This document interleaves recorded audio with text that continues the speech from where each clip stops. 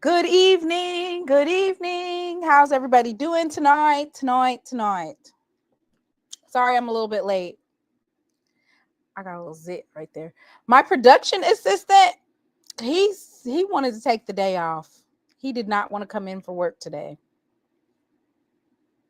He said he wants to play with his toys in peace, and he does not want to be bothered. I'm so excited about tonight because it seems like there's always something happening in the SWAC.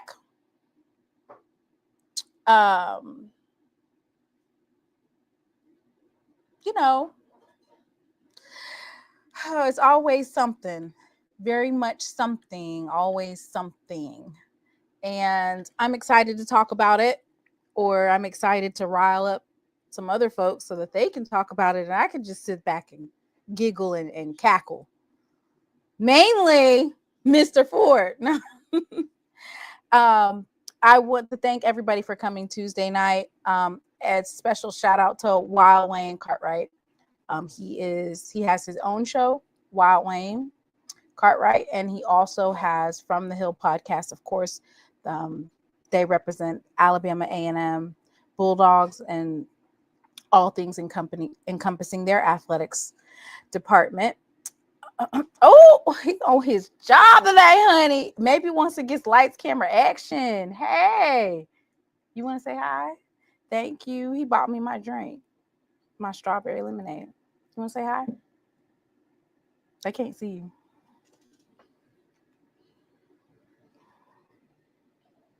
Don't act shy tonight. Is this the last podcast or maybe Tuesday? Dre, we are going to share them. I already have them bookmarked, ready for action. As you know, you do not have to drink the lemonade like that all at once. Save some. Hi, Natasha. He's mad at me. He said, I want to play with my toys in peace, and you keep bothering me. Okay. So we're going to start off the show, of course, as always, with some non-related SWAC items. I mean, this is kind of SWAC related. It's HBCU related, but we're going to go ahead and start off with Dre's rankings. And then we got a couple of other announcements to make. And we will get right into it. First off, has anybody tried the black red lobster yet? That's a good question. I don't know if many of you guys remember. Hey, Miss Whitley. I don't know if a lot of you guys remembered, but during the Celebration Bowl, I actually had the pleasure of interviewing the Red Lobster CEO, Damola Adamolekun. I don't even know if I'm saying that correctly. But yes, I had my name is Tamona, and his name is Damola. But anyway, he has done some revitalization for Red Lobster. And Red Lobster has came out with 2 boils. One of them is like a crab boil, and the other one is the Mariner seafood boil. So has anybody tried it yet? Let me know. Let me know if you guys have tried the new Mariner seafood boil at Red Lobster. So I know that their cheddar biscuits are, unrivaled, right? But some folks, they have not had a chance to try it since it went under the revitalization. They also have a Sailor seafood boil. Now, y'all know I love crab boil. I love it. When Braxton leaves, that's my go-to because Braxton doesn't really eat seafood like that. I need to walk on over and get my boil bag and $5 drink. Right. I haven't had a chance to try it. I go to it's called I think I go to Red Crab. What's that place called? I don't really know what it's called. I'm gonna look it up real quick. But baby, when I tell you that food is hitting, it never misses. There's so much seasoning. It's so good. The food always comes out piping hot. So I am going to be trying the seafood at Red Lobster, but I'll tell you, for real, Braxton, what are you doing? I'm gonna get the name of it real quick for you guys because it is, oh my god, the one in Greensboro. They actually have a DJ on Saturdays, maybe Fridays too, but on Saturdays it's called Red Crab Juicy Seafood. Oh my god, oh, it's so good. The seasoning, so good. The food always comes out hot. The egg, it's just, yes, so amazing. So let me know in the comments if you've tried it yet.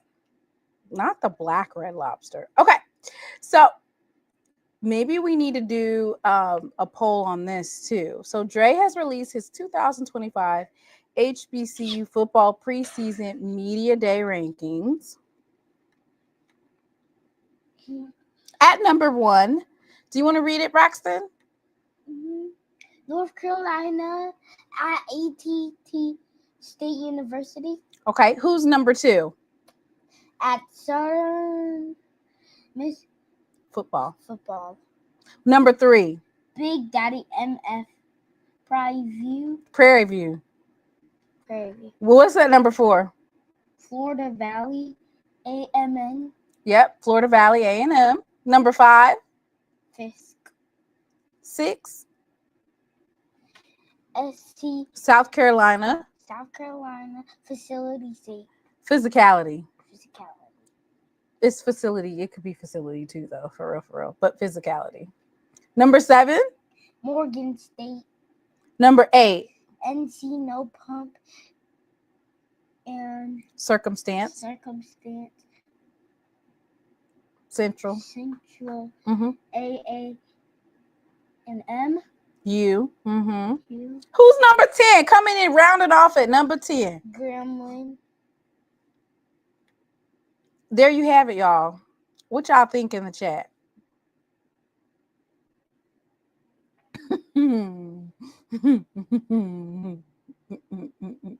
What do you guys think about that?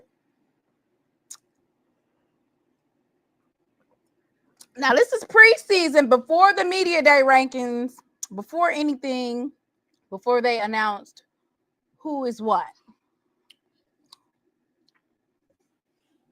You know, Dre always has the best rankings, right? It is important to have experts in this space who know what they're doing. And by far, the folks that say that they're experts, they always get it wrong. But Dre, he gets it. So Media Day is July 16th for the SWAC. And then the following week is the MEAC.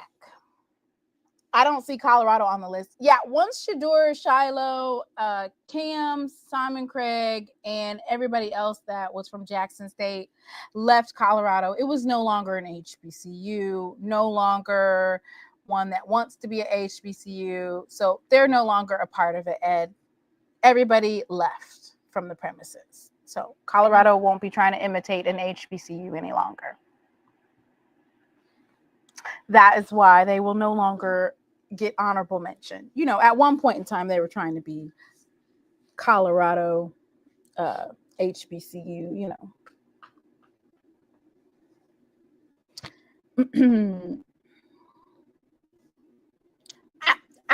know. So Coach O says that Southern Miss should have been at number 1 for trying to steal Southern's band music behind one of their promo videos. And you know what? I agree with Coach O.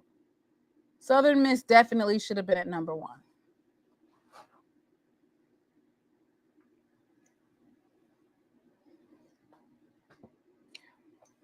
Red Lobster's kind of cheap. Red Lobster is cheap? You think so? I want to say that the lobster thing is like $70, $50. I don't know. Listen, it wasn't enough seasoning on it. And maybe from the pictures that I've seen, maybe they're asking for the seasoning to be on the side. But I like for all of my seasoning to be all worked into it. $70.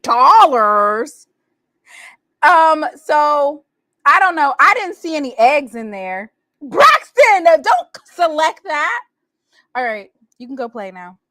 Oh, now you don't want to play, but you didn't want to set up my podcast table.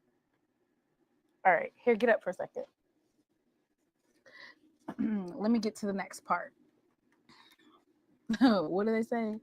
The boil bag is $50. Okay, but I don't know. So I don't really know what to go off of. But the red crab, the red juicy crab that I go to, for a half a pound of shrimp, a half a pound of sausage, you can either get turkey sausage or the pork sausage. And corn, potatoes, and a snow cluster. It's like $37. Now, me personally, I like to add egg to mine, boil egg to mine, you know. And I like the garlic butter on the side. Some extra garlic butter. And I get the juicy type of seasoning. They have like all these different types of seasonings, extra hot, mild, juicy, special. And bags have gotten a bit high, Whitley, but the amount of they added a couple more potatoes and took out a few scrimps. They gotten kind of skimpy on the scrimps, and the meat, it gets a little smaller. Yeah, I usually drink it with water because I live quite a ways. They have this really big fish bowl. But I can't drink the fishbowl, obviously, because I live too far away to drink the fishbowl. And then, that's drinking and driving. And we don't drink and drive over here. We might take a drink, but we don't drink and drive over here. I'm a vegan. Is that where fishes go? No, it's like a big bowl. I'm vegan. You know what? For a short time, I think it was like right around COVID, I was eating a lot cleaner and I was pescatarian. You know what? I need to go back to that. I really do. I was committed to it for a time. Then my son got a little bit older and his food choice changed. So it was kind of, y'all can have Red Lobster. I know that's right. Right. And the corn. So everything's a la carte. You got to add extra for egg, add extra for corn. Said if you really want to get full, Chili's Triple Dipper is elite. Chili.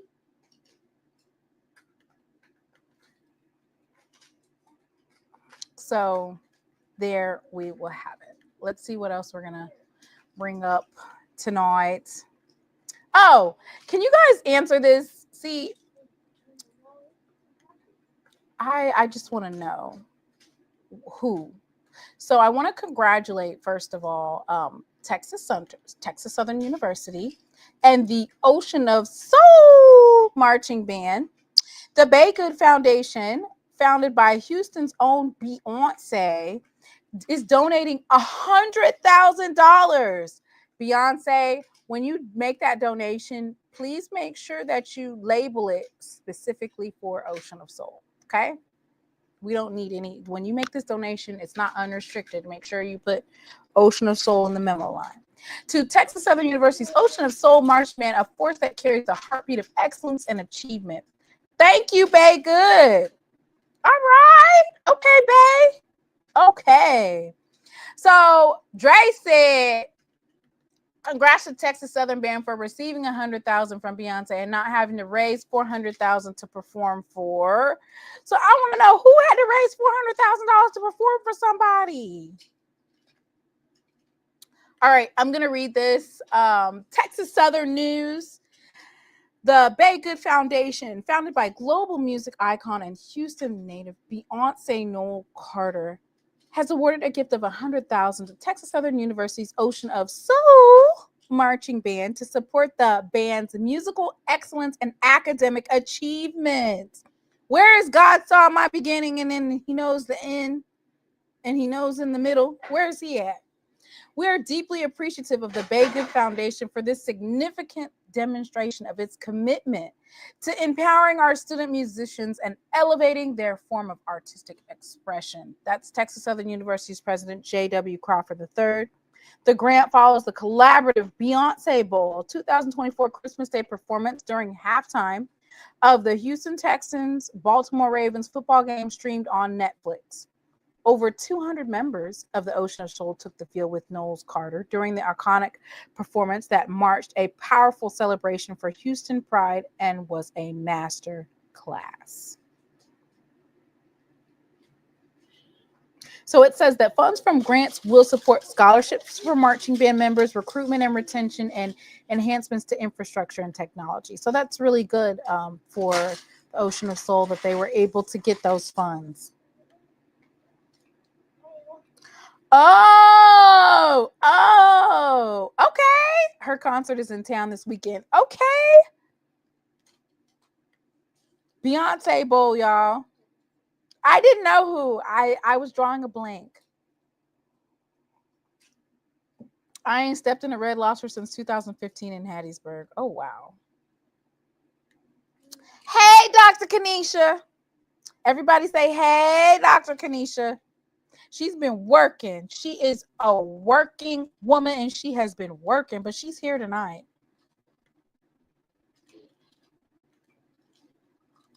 Here he is. He usually sends a tip when he wants to make a comment. So I figured me covering his school, his alma mater, he'd be excited about that. Dre said Red Lobster is black now. Sold out 2 nights in H-Town. This ain't Texas. Okay, what else do I have bookmarked? Let me see, y'all. I bookmark everything from now on.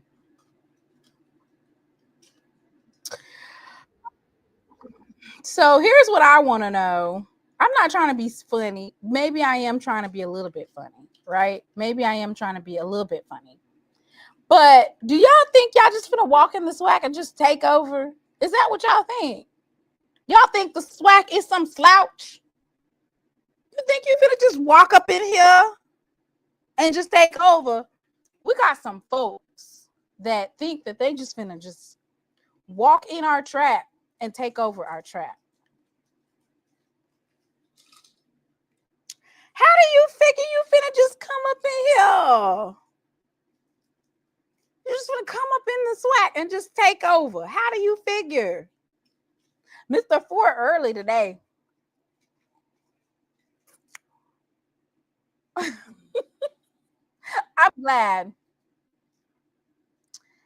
Hey, Mr. Ford. Hey, can you hear me? Yes, you early today. I did my set in 20 minutes. I'm well, more like 18, because I got a long introduction so folks can come in the chat. Go ahead on with your introduction. I'm listening.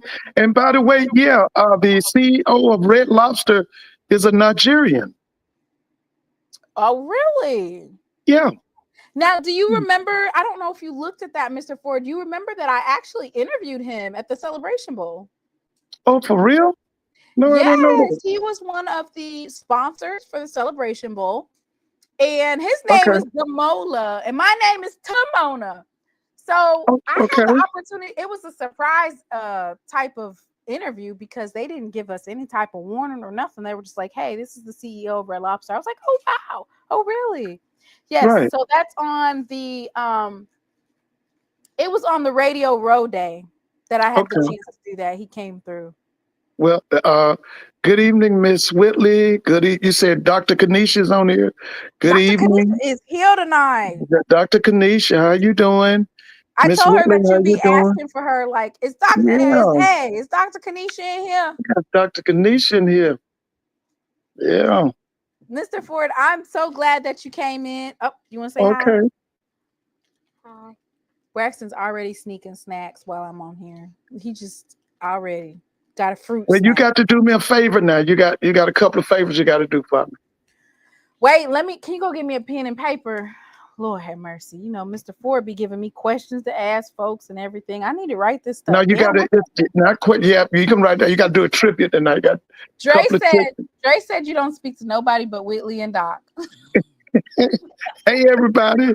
Hey, everybody. I hope everybody's doing fine. It's a little rainy over here in Atlanta.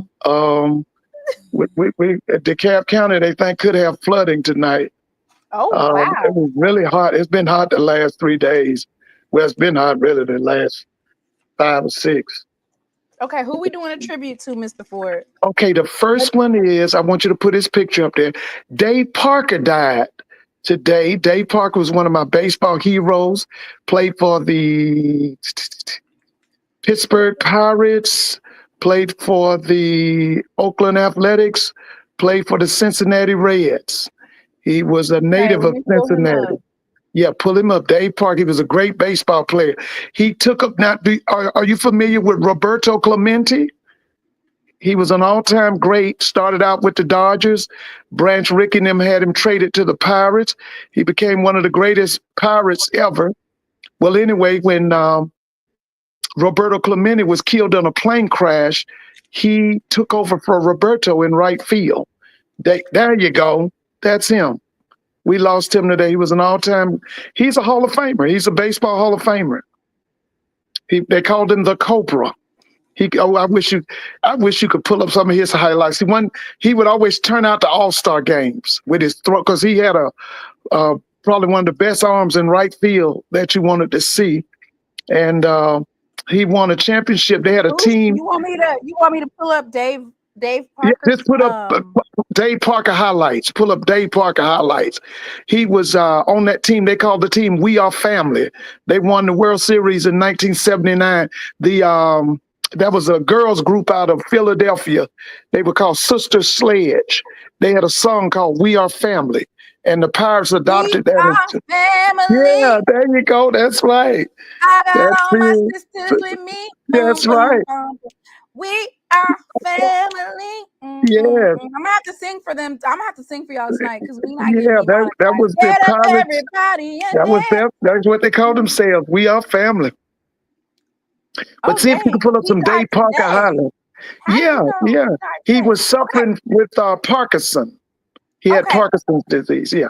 So I'll read about David Gene Parker, nicknamed the Cobra, an American professional baseball player. He played in Major League Baseball as a right fielder from 1973 to 1991.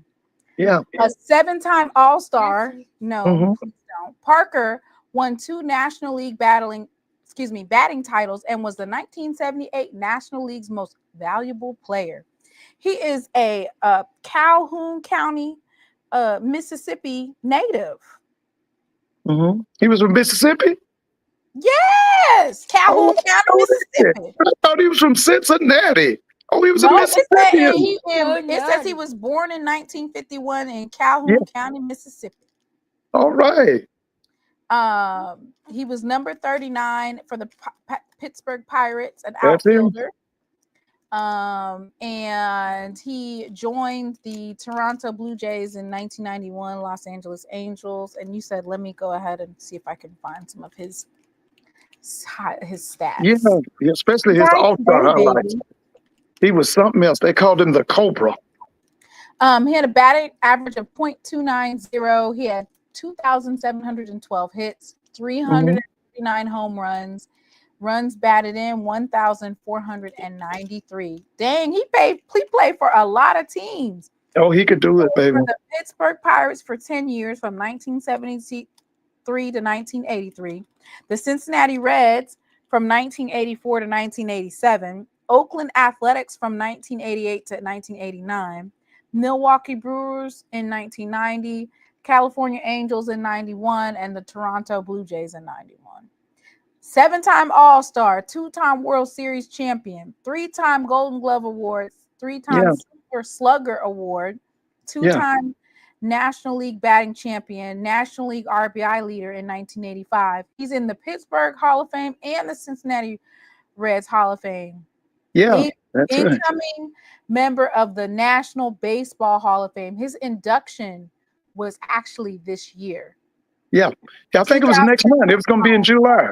Oh, that is so sad. He was inducted into the Baseball Hall of Fame this year with a vote of 87.5% by the Classic Baseball Era Committee. Oh, yeah. Called him the Cobra. Okay, get up. Go over there. All right. Wow. All right. Okay. Who's next? Wait, somebody has a question for you. Do Mr. Porter, JSU baseball legend Earl Sanders? He's going into the college. Yeah, I think I read that this week, didn't I? I want to say that Ken interviewed him actually. I want to say yesterday. Yeah, I think I saw him play. I think I'm not sure, but I think I saw him play. Jamal, what question? I didn't see the question, Jamal. If you send a, let me see. You're gonna have to resend the question. I don't know.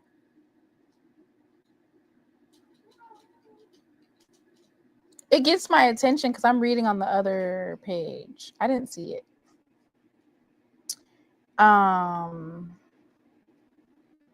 Go back up. Jamal, you're going to have to redo it, or you can send me a super chat and it'll light up on the screen and then it'll get my attention. There's like a lot of, there's a lot of people chatting. I can't read. I tried to go back up and read and all I saw was, I didn't see it. Somebody has a question for you, Mr. Ford. Oh, okay. What is the question? I can't find it. Oh, okay. Well, we'll get it. We'll get it. Oh, here it is. Mr. Ford, where does your love for basketball come from? Basketball? No, baseball. Where does Mr. Ford's love for baseball come from? Oh, that's in my blood. That's in my blood. Let's see. My mother's family, they were hooked on Jackie Robinson's years. My mother told me two things they would listen to on the radio. They would listen to the Joe Louis fights, and they would listen to the Brooklyn Dodgers. Okay. And when I came along, it was all about the Atlanta Braves. It was Hank Aaron. I loved Hank, but I also loved Rico Cardi. I loved Orlando Cepeda. First time I saw him on television, I think was 1968. I saw them, I was maybe 7, 8 years old. I saw Hank Aaron and Rico Cardi, Orlando Cepeda, Matty Alou. I saw those guys on television. And, people say that we don't care about baseball. That's not always been true of the Black community. My mother put me on a baseball team. I think I was 8 or 9 years old. Mm-hmm. And the guy who was my coach, he was rough on us. He was a Vietnam veteran, and he was a graduate of Albany State. Mm-hmm. And he taught me the game. I wanted to be an outfielder. He said, "You ain't gonna play no outfielder. You're gonna be my catcher." And he taught me how to play catcher. And I learned, defensive baseball. He was trying to teach me how to hit and all that, but I wasn't too good at hitting at about 7, 8 years old. But it's a family thing. It's a tradition. Excuse me. It's a tradition and legacy in my family. Baseball. My granddaddy, he didn't really care about football, but he loved baseball. Now my uncles, they all love football, basketball, baseball. Now 2 of my uncles were diehard Dodgers. They were diehard Brooklyn Dodgers, LA Dodgers. One of my uncles was a diehard Pirate. He loved the Pittsburgh Pirates. Okay. So on my mama's side, they were heavily sports oriented. The history that I have, that comes from my mother's side. They were all historians about sports. See, what we do it when I'm on your show, this is what we did growing up. That's why I said they don't have to pay me nothing. This is muscle memory. That's how I was raised. Mr. Ford, they are adamant about you getting your own podcast. No, I'm staying with you. I'm gonna be right with you. Staying with Mr. Mona. That's all I want. Be on Mr. Mona's show. Oh, Mr. Ford and She Loves Thee show. That's all right. I want. So they're saying that baseball was their first sport. Their first sports love also. That's what Chris said. And they said that Shut Up and Bum said, we care, but we were pushed out of baseball. Yeah. Because see, now when I really started watching baseball in the mid-'60s, my hometown, we had black semi-pro teams. We had teenagers playing baseball in the summer. We had Little League baseball. The women played softball.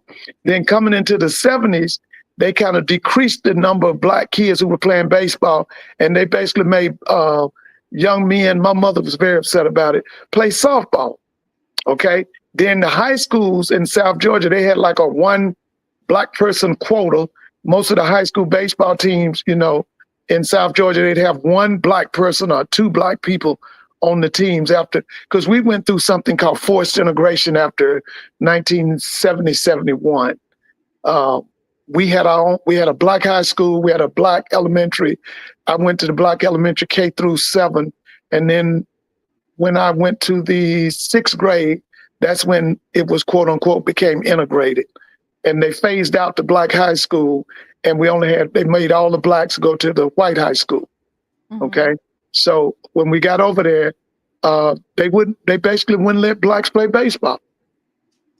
I call it social engineering. They're doing it with basketball too. Well, yeah, and the thing about basketball now is they're bringing in all them Europeans. Mm.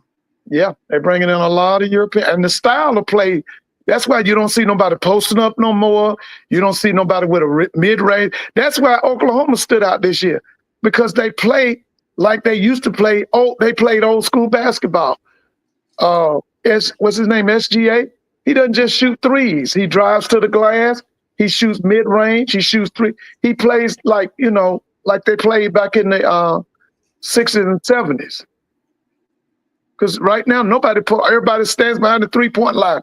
Even Joe Embiid, he's 7 feet tall, and all he want to do is shoot threes.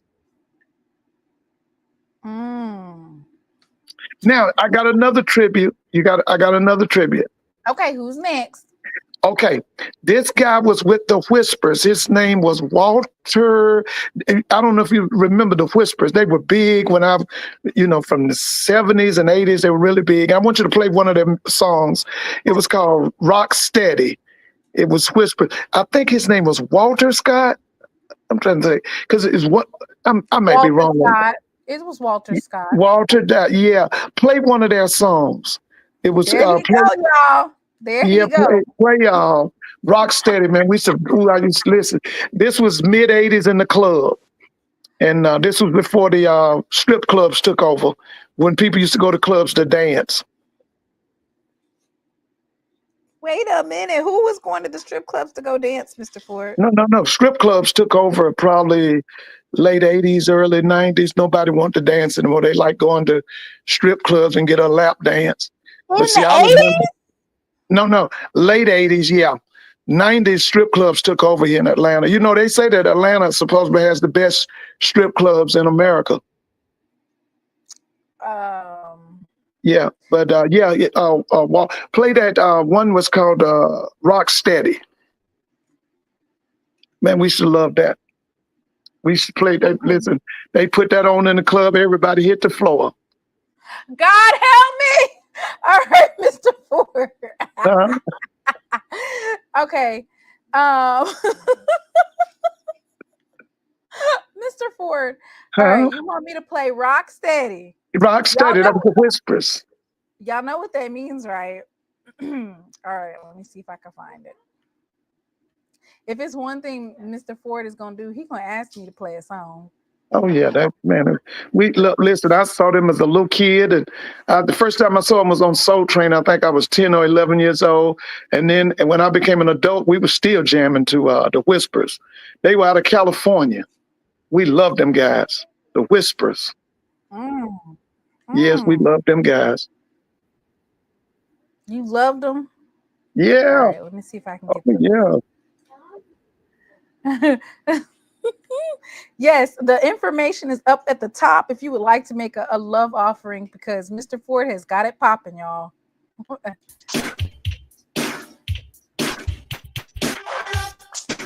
Yes, that's. Is that it, Mr. Ford? That's it. Mr. Boy, Ford, when that would come on, everybody at the club, everybody would hit the floor. Man, everybody. I saw them at Atlanta Fulton County Stadium. We used to have something here in Atlanta called, it was a Budweiser Superfest. They came one year. They came with Luther Vandross, and I'm trying to think who else was with them. Patti LaBelle. That's who. Yeah, Patti was last. Whispers was first, and then it was Luther, And then Patti LaBelle was last.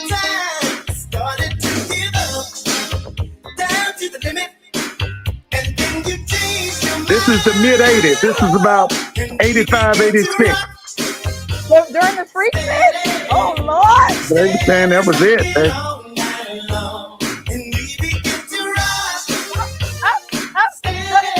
You got rappers over here doing it. I don't know what Oh, you yeah. over here doing. That was it.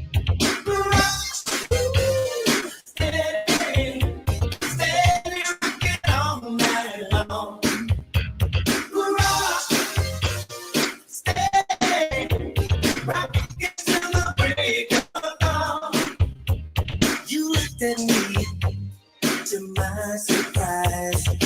You were doing this dating. The Whispers recorded on Solar Records, Sound of Los Angeles Records, created by You were Jim getting tired of waiting. You wanted me so much, but I didn't get it. Mr. Ford, they said, which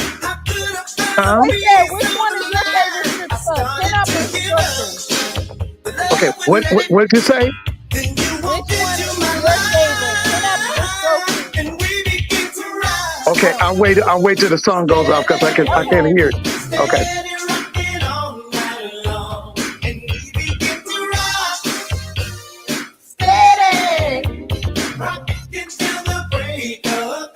Is there another song that they have? Oh, they have. Let's see now. Lost and Turned Out see if you can find that one. Lost and Turned Out. Lost and Turned Out. What? Yeah. I think that was the song. I think that was Olivia. Yeah. See if Lost and Turned. Yeah. See if you can find that one. Okay, I'll see if I can find that one. Okay. Now you see what I was talking about. They was something else. Them guys was something else. They were the Whispers. 29 million views. Good Oh, Lord. everybody loved them. One of them guys, one of the twins, he was a veteran. He was in the military. Now, I think that, I was going to show you a picture of them. It's about 3 of them now deceased. Yeah, that's it. That's it. That's it.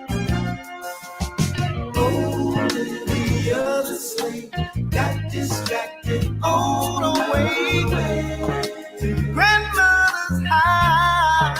Uh-oh. Oh, they could do it. Changed the ways, and now she's turned out, lost and turned out. Well, Lost and turned out. they don't make them mustaches like that no more, bro. No, that was so distinctive about them. Mustache like that. She's spending most of her I ain't seen one of them in some years. They don't make them like that no more, Mr. walking the streets. She has a certain quota to fill. He wants to buy a new Seville. Olivia the slave got distracted on her way to grandma's house. A wolf in lamb's clothing came through her mind and changed the way. And now she's turned out, lost and turned out.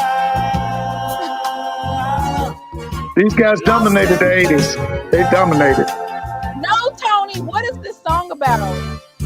Why you got my son over here? I don't know what he over here doing. Uh-oh, come over here. What you come over here? Many are used and abused.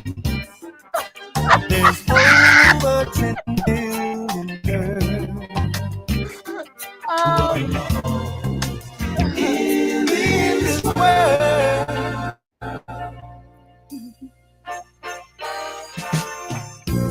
What will your folks say?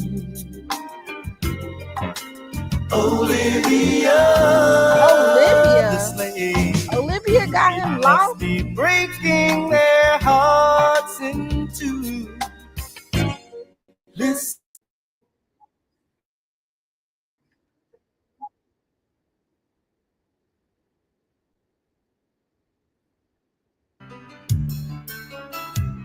Oh yeah, yeah.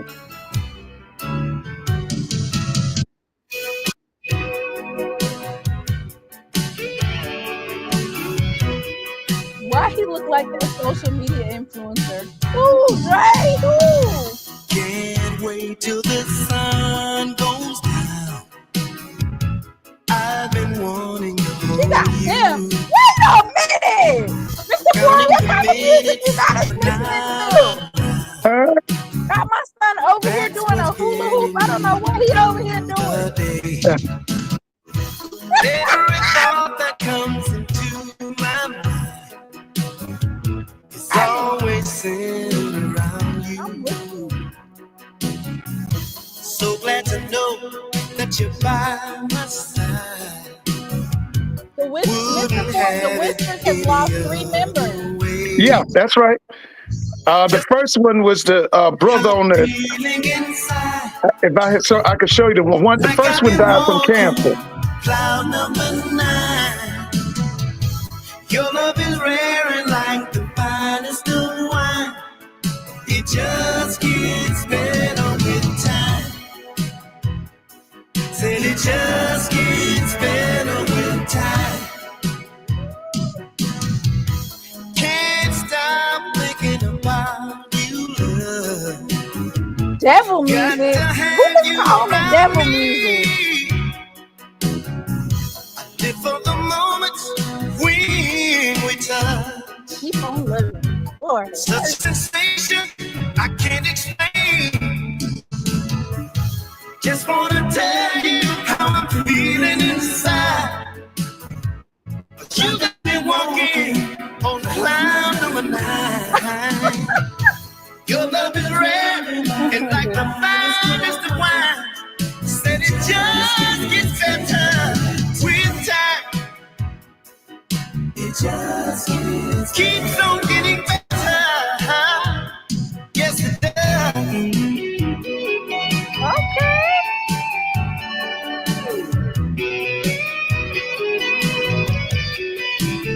You got an old soul, baby. You got an old soul.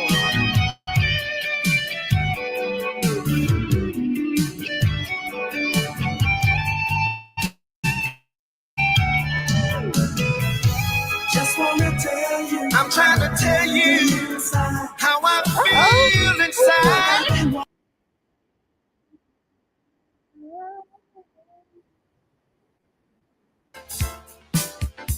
Oh yeah.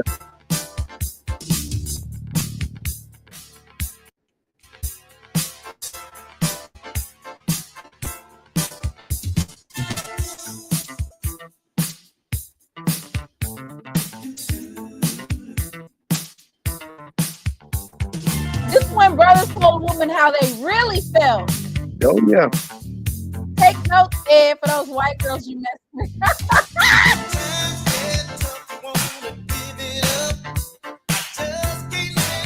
Mr. Ford, they said you know some good music. Oh, thank you.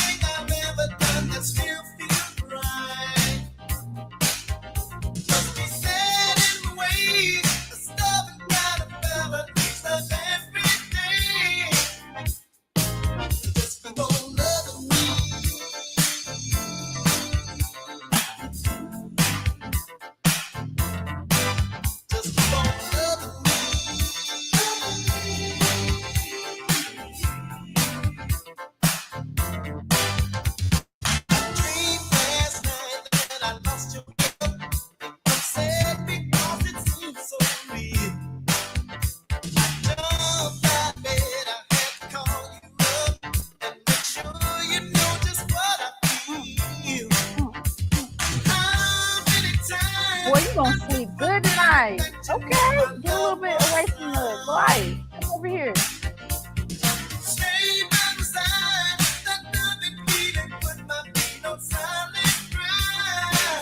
You gonna sleep good tonight.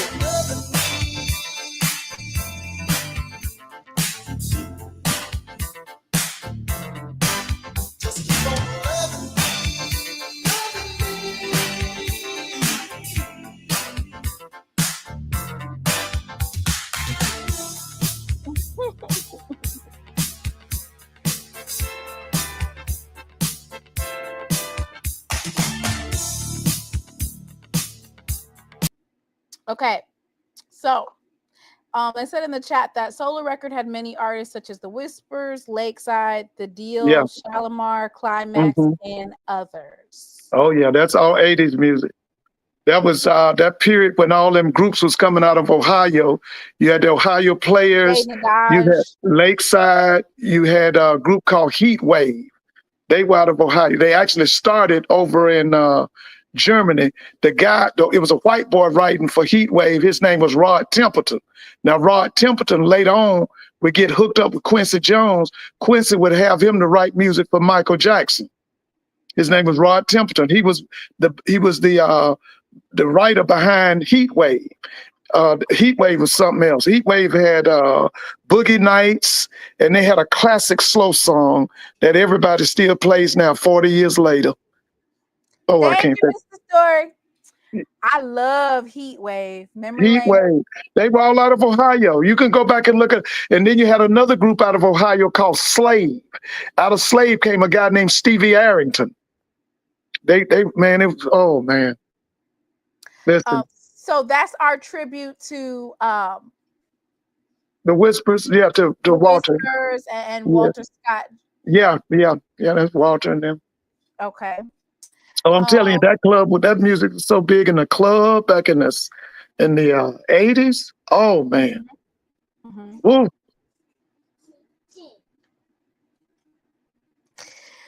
Ohio produces nothing but greatness.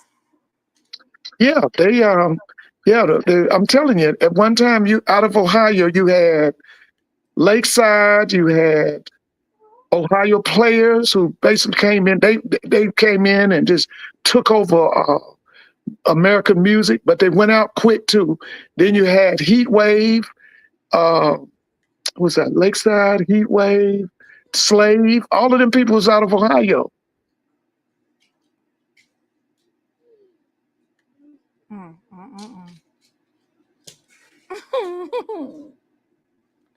No, Dre, that does not look like it. That's right. I'm sorry. The Isley Brothers. Yeah. Isley Brothers. Yeah. OJs. That's right. Let me tell you, you know what the OJs would do? They would always perform with, you ever heard of the Central State Marauders? Yes, I have heard the Central State Marauders. I've heard of that they band. would perform. Listen, the son that has died, they called him the Velvet Voice. What was his name? His dad is with the OJs. He had a son that had a voice out this world, but he died a few years back. What was his name?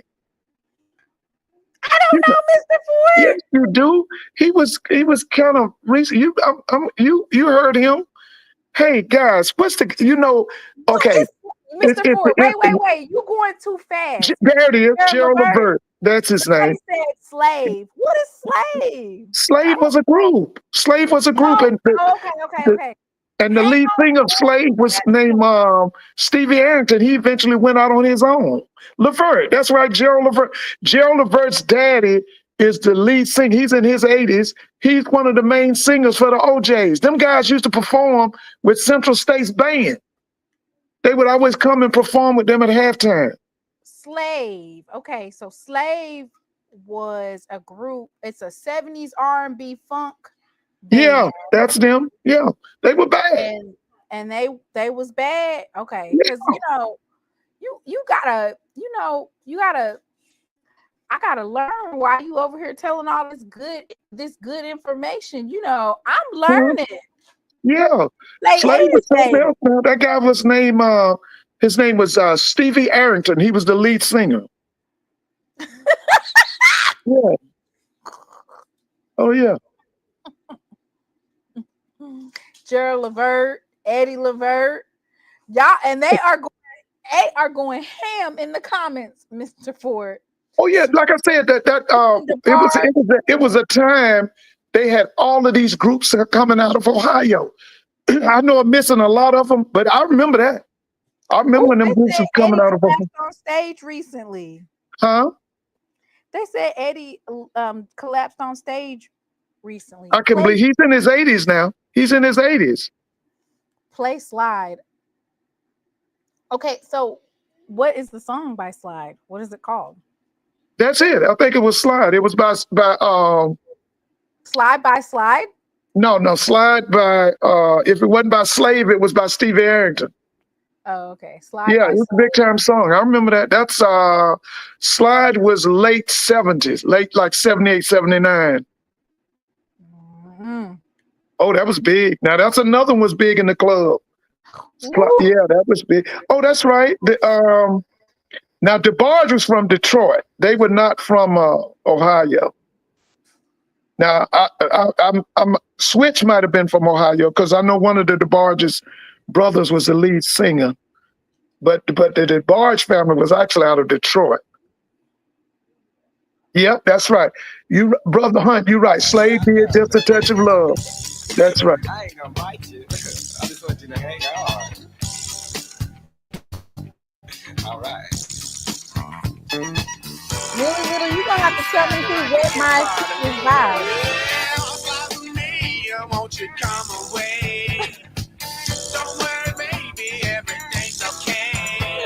You can run the game if you don't know my name, yeah. I'll take you where you've never been before. We did a line dance to Slide. Oh yeah, this was big. This like I say, this is 78 or 79. Yeah, this was a big song too. That was a big time club song too.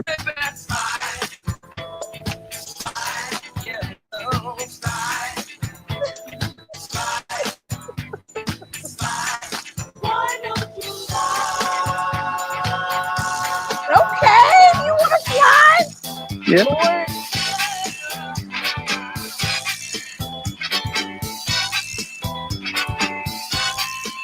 The bars is from Grand Rapids, Michigan.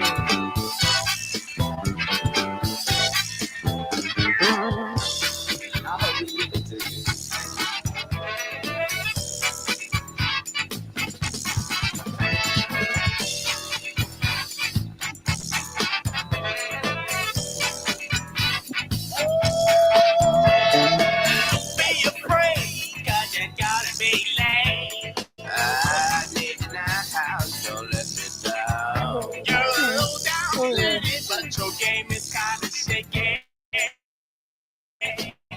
Around when you want to get down. All right, y'all. I like that. I like that.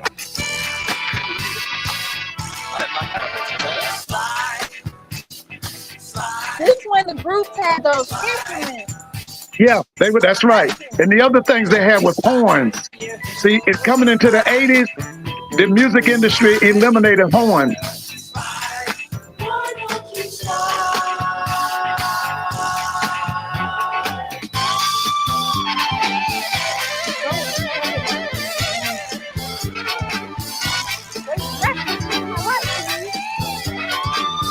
Never mind.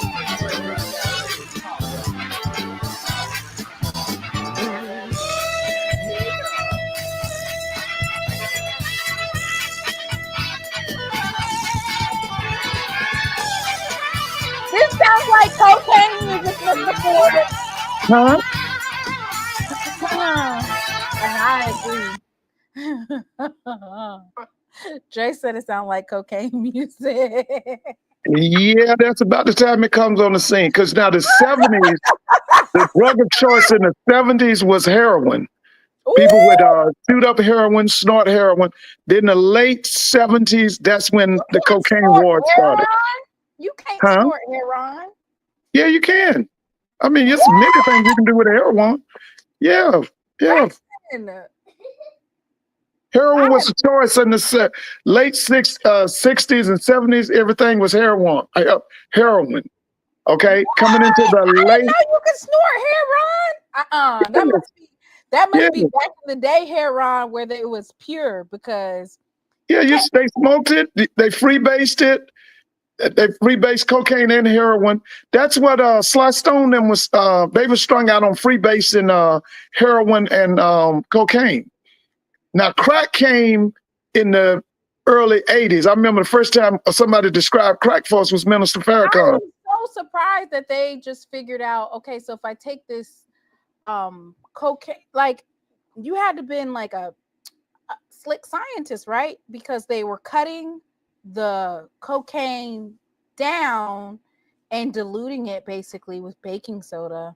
Yeah. I don't know. But they still freebased it. I don't know what smoked else. I don't know what else it is. Okay, baby, you got to stop jumping all around because you're making the light go off. Ooh, Lord mercy.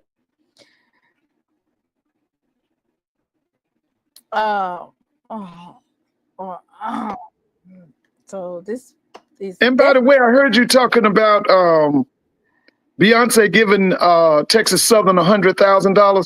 Somebody need to call Megan Thee Stallion. She's a graduate of Texas Southern, and ask her to match Beyonce's $100,000 because she's a graduate of Texas Southern. Megan Thee Stallion does not have Beyonce money. But she got money though, because they pay for that now. She's an independent artist. Yeah, but she got money. She got money. If you were gonna say something, maybe you said Megan Thee Stallion needs to be performing at Texas Southern's homecoming or something, or come do a Either one, she can perform or give a donation. She can match what Beyonce gave.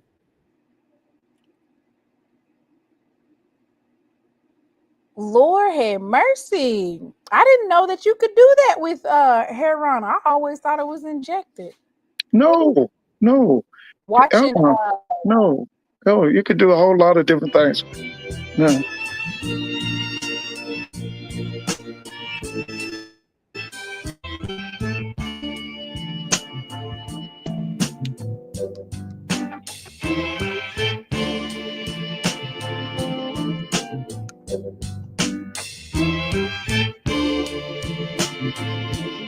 Megan's too busy trying to keep Lord. Not the Al Green greatest. Yes, baby. Love is all I can see. Standing there now. You're the prettiest thing in the crowd. And guess who'll be laughing loud but me? To make me see the love that you're giving me, baby. Won't you hold my hand? Now that kind of makes a fool understand. Just let me know I'm your man. And yo, I'm not ashamed. I walk the floor when you leave me, baby. I don't know about you. Let me tell you what I'm gonna do.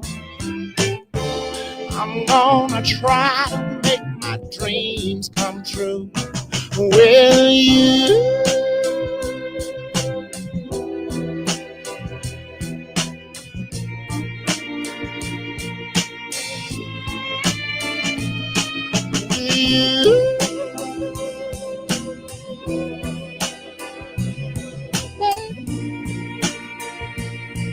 Yeah, I wanna say I've been crying. Mr. Ford, you done turn it into an R&B jam tonight. Oh, listen, I'm just listening. In my house, I'll tell you about Al Green in a second when the music goes on. I don't mind.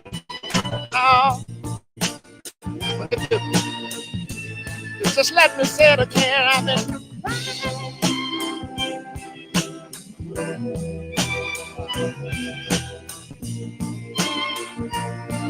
I wish your trouble would leave me alone, but I've been crying. Oh, come on, stop the rain right now. Yeah. Stop the rain, stop the rain.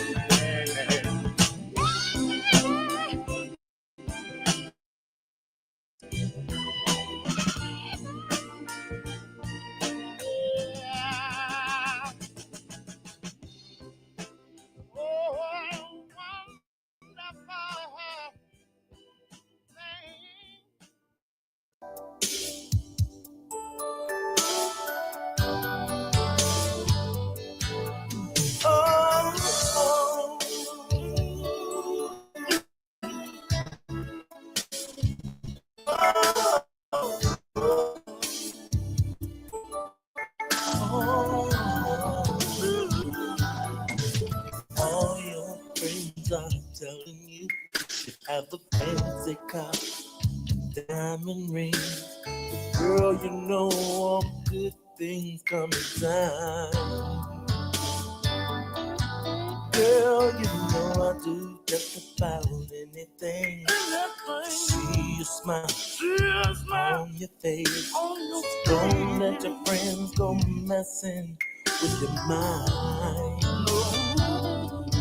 No. Girl, you know there ain't nothing I won't do for you. And baby, don't ever doubt my love, 'cause it's true. Baby, hold on to me.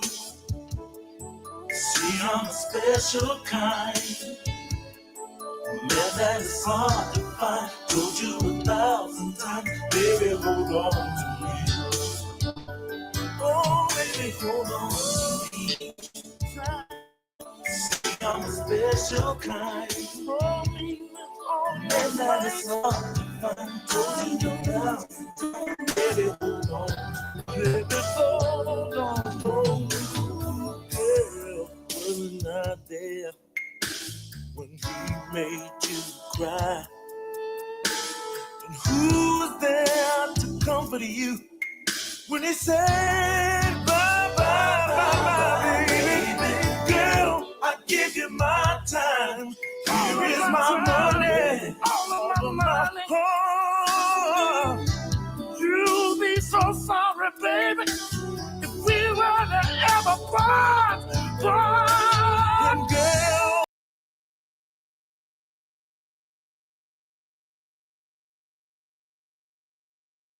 You done turned it into one of them nights, Mr. Ford.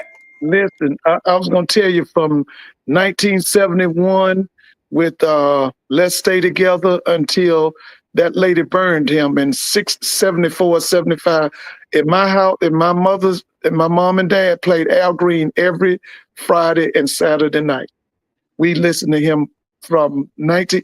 And let me tell you something. I love to hear Southern University play Let's Stay Together. They can co-play it. You hear me? And I remember I was about sixth grade when Al Green, the first time I saw Al Green, he was on a show called American Bandstand. It was hosted by a guy named Dick Clark. And my mother told me when she was a teenage girl, this was back. Dick Clark was out of Philadelphia.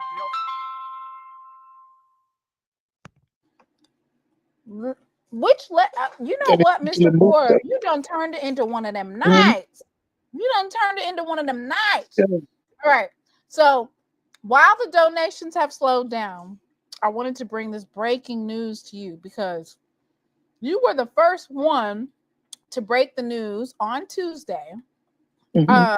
And so I want to replay what happened on Tuesday, and then I'm going to break the news for you. So, of course, this was last Tuesday this past Tuesday where me, you, and Wow Wayne Cartwright, we were all chopping it up. And this is what you had to say. Let me go ahead and share it. And then I will share the news.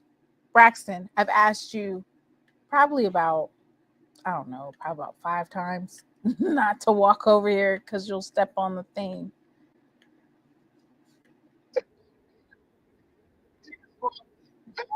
Oh, wait. See, because I got Brax over here cutting up. All right. Let me see if I got it. There we go. All right, let me play this. And by the way, y'all, I called to get my tickets for Valley and it's Valley and Florida A&M here at the Mercedes Dome. They are saying that the contracts have not been signed. That's why the tickets are not on sale. Wait, what contracts ain't been signed? You over here dropping If you go on the ticket master, and it'll say that the Valley FAMU game is in Itabena. It does not say it's in Atlanta. They won't let you buy tickets here in Atlanta. You can check it. Well, you know. Look, I see everybody. You done broke some. You done broke some. Wait, y'all, put allegedly in the chat. Put allegedly in the chat. You know how Mr. Just check. If you go on Ticketmaster, anything, and you put in there FAMU versus Mississippi Valley, it's gonna say Ida Bena, Mississippi.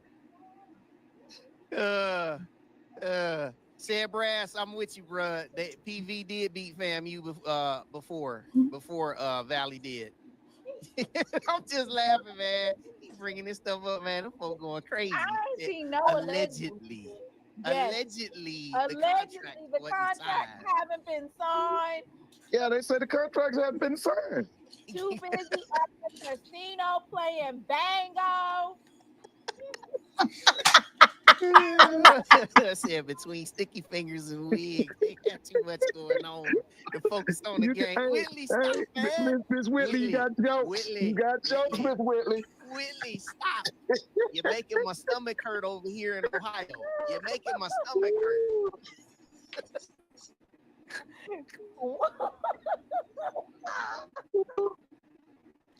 Well, I am pleased to announce, and I know Mr. Ford is happy about this.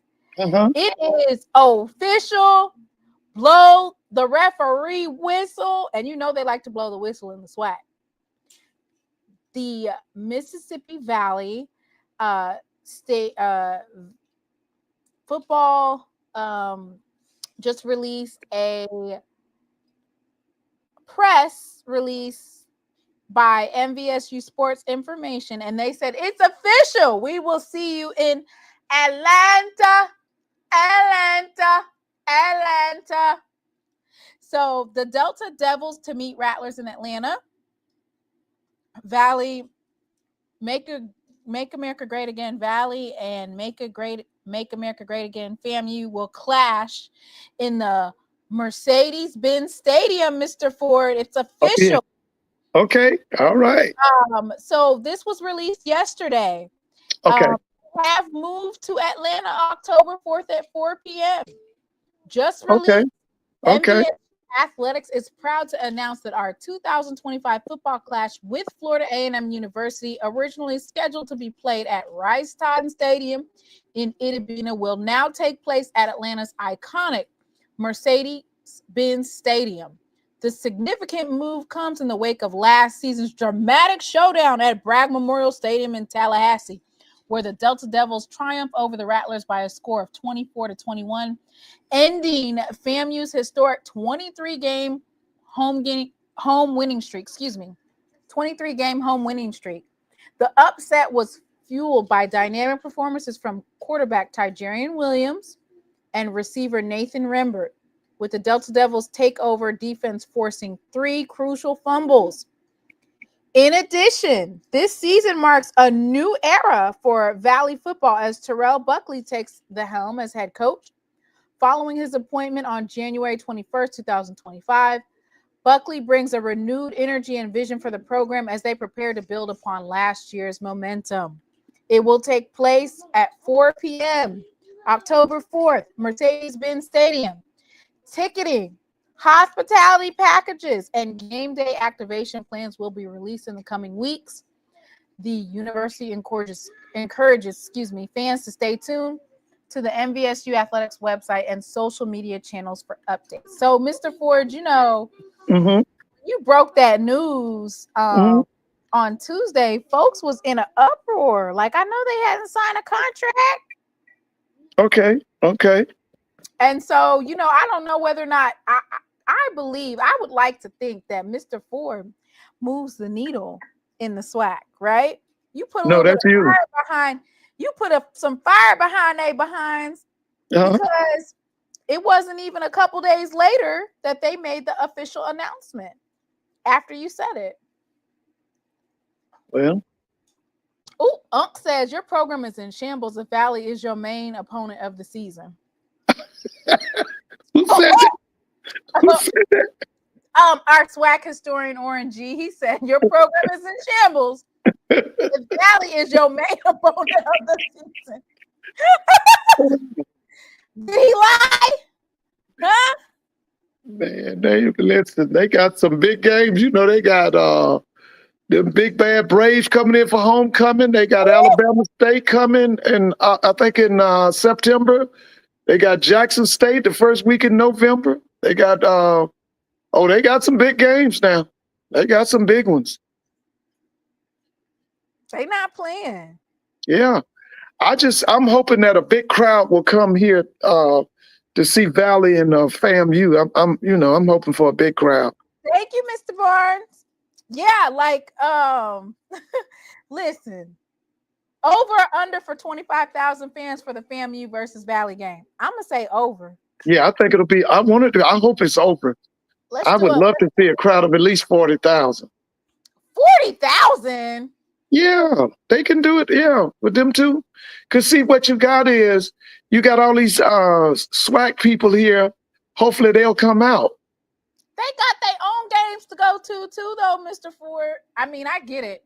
Well, I mean, the ones that that's here in Atlanta, hopefully they'll come to the game. Hopefully the Mississippians will come out and support Valley. I know them people from them FAMU people gonna come out. You ain't got to worry about that. Right. I mean, I get it. I do. And by the way, I always feel like if I can't attend a Jackson State game, which of course I'm all the way in North Carolina, so of course there's a lot of games I won't be attending, then I always feel like I need to be either at a watch party or I need to be plopped at my couch working on my SWAC Saturday stuff. Yeah. That's how I always feel. All right, so I'm getting ready to do a new poll. So the first poll that we did today was who is winning the SWAC West? Mr. Ford, overwhelmingly, Southern is at 47% and Prairie View is in second with 32%.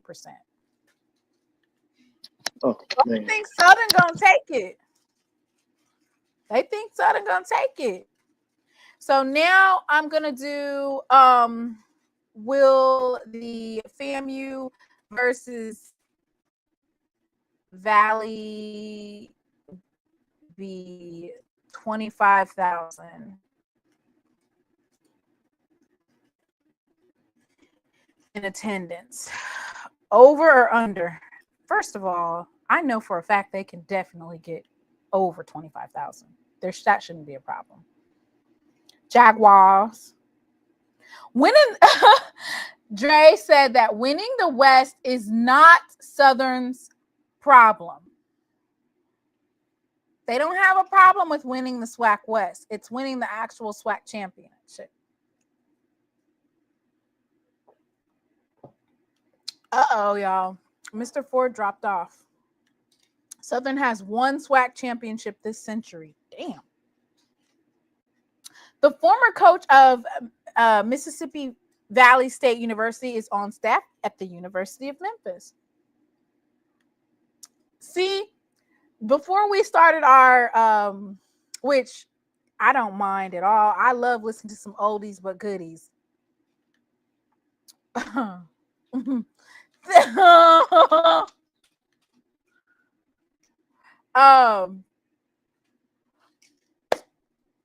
We are going to talk about HBCU Sports' recent interview with Coach Tremaine Jackson.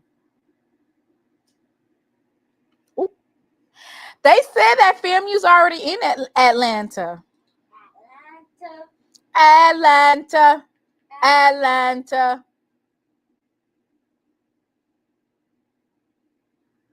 I was not hip to the 70s soul funk music.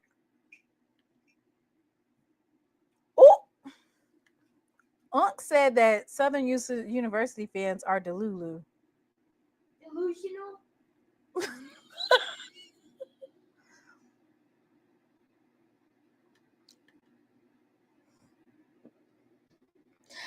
But Dr. Kanisha, black folks be waiting till the last minute. You heard him, Dre.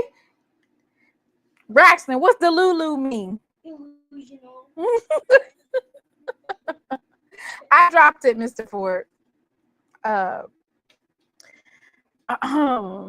Saturday night fish fry music. Yes. You know, y'all get it cracking in here. What y'all drinking on? I was not familiar with the 70s R&B funk music. I wasn't familiar with it. Mr. Ford. I'm sorry about that. That's fine. Dr. Kanisha said that that she doesn't know if that game will be highly attended. Nobody even noticed that there weren't tickets to buy until you said something. No, you know that the FAMU has a track record up here. I can remember back in the 90s when they were playing Tennessee State and Southern, they would draw 50, 60. You know, they got a track record in Atlanta now. This was at the old Georgia Dome. They would do 60,000. I mean, lowest a small crowd would be 45,000. They would do the numbers now. The PWIs would be so upset that FAMU would come here sometime and hadn't won a game, and they could still draw 50,000. So, I know you watch HBCU Sports, right? Did you see Coach Tremaine Jackson's interview? You know I didn't miss that. Yes, I saw it. I didn't miss that. I know you didn't miss it. I know you did not miss it. So let me pull up a short clip. Let me see, did they post a short clip of this interview? Boy, I mean, listen, old habits die hard. I am not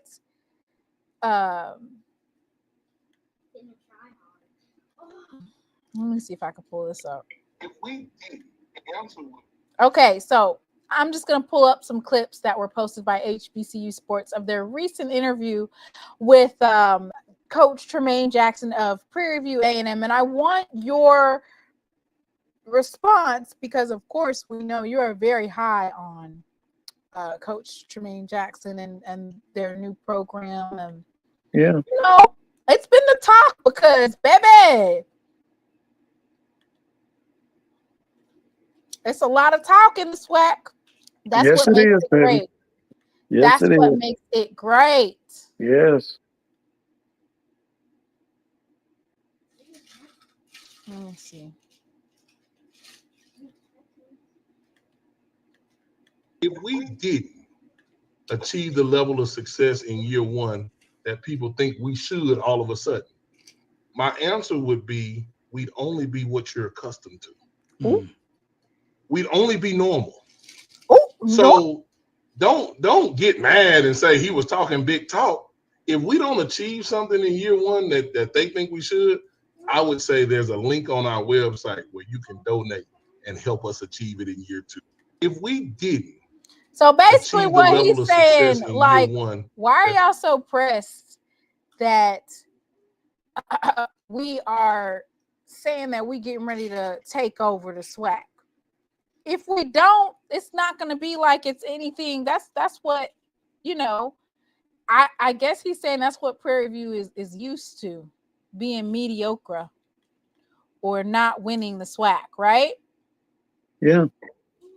What do you think about the whole the interview as a whole? What do you think about it? Well, you know, I've said this before.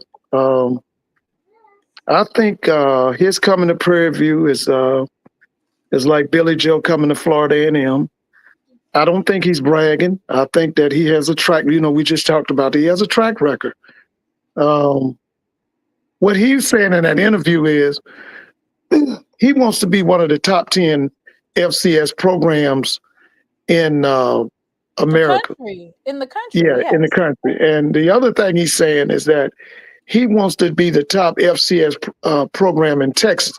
Now, my mother was a strong proponent of positive thinking, and she used to always say, if you can think it, you can achieve it. Yes. And so that's why I believe that this guy right here, now, you know, I done told you this, the football season of 2020 25 in the SWAC is Jackson State and everybody else. But I'm just telling you, after this year, all bets is on. Okay? He ain't ready for Jackson now. He ain't ready for that. I know he went and got 35 new players, but he ain't ready for Jackson yet. But if I'm just feel like after this year, because like I say, it's Jackson and everybody else. Okay? So not this year.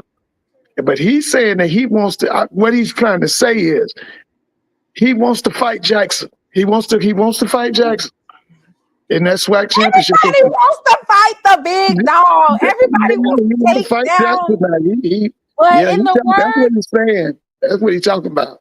but Mr. Ford, in the words of Max, you're gonna have to win something and then come back. Oh, he gonna win something first. I really don't understand how y'all gonna put Southern over them people. And I done told y'all 100 times they ain't got no offense coordination, no offensive identity. They don't have an offensive imagination, none of that. But y'all say they're gonna win the SWAC West. Oh, okay. We'll see. With their new addition at quarterback, I think they have that Southern has. First of all, let's just get this out the way. Jackson State, bar none, has one of the most solid quarterback rooms in all of FCS in terms of talent, the ability to step up. We had some quarterbacks leave, and we're still good at the quarterback position. And if I had to do a ranking on some quality quarterbacks, I think Alabama A&M has a good quarterback in Quad Brown. I think that the consistency, like Cartwright, Wayne was talking about the other day. Southern, they have a decent quarterback room, but the question is the offensive coordinator and the quarterback's going to mesh, right?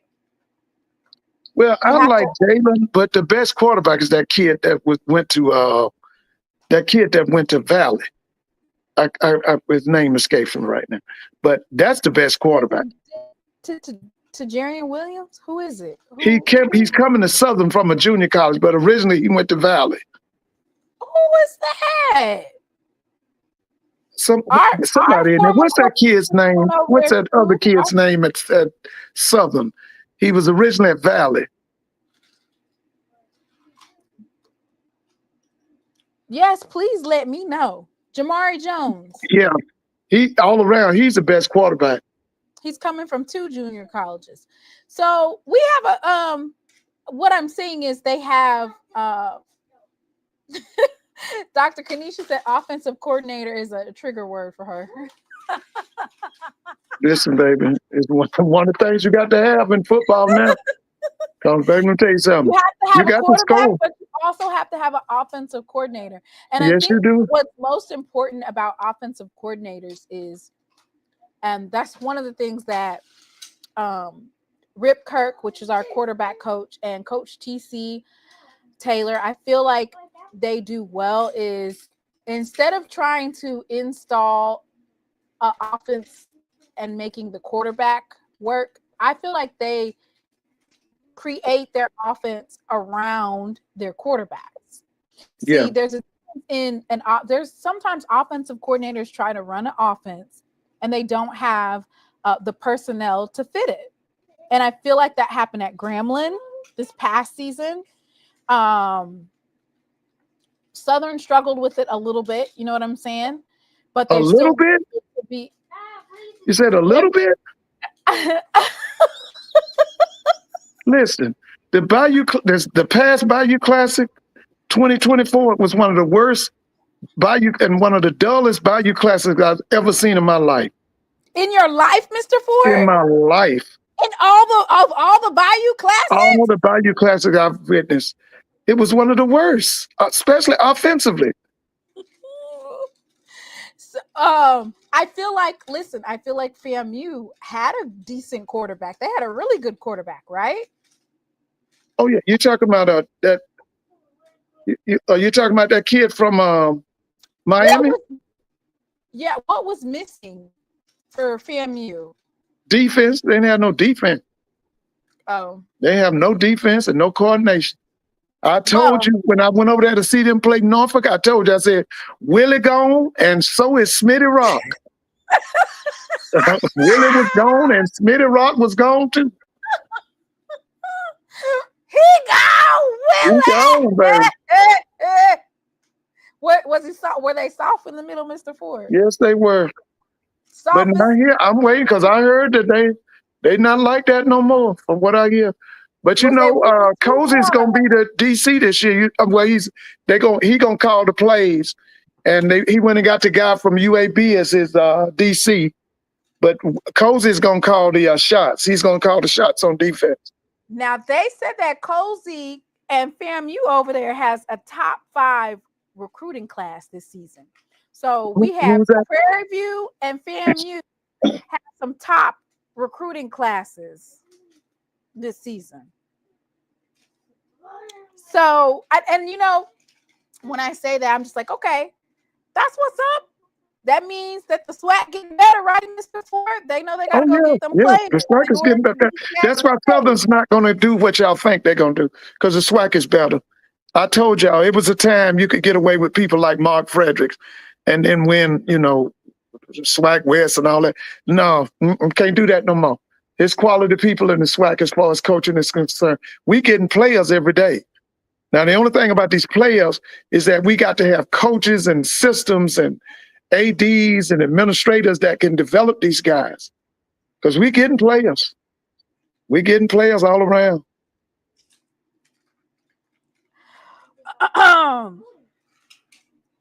I know you said the West was weak as Sweetwater, but I feel like that, like you said, we getting players every day. The coaching's got to get better, you know. Yeah, I think it's gonna get better. Yeah. How you gonna have a top class with no quarterback? Now who's that with no quarterback? I think he's talking about FAMU.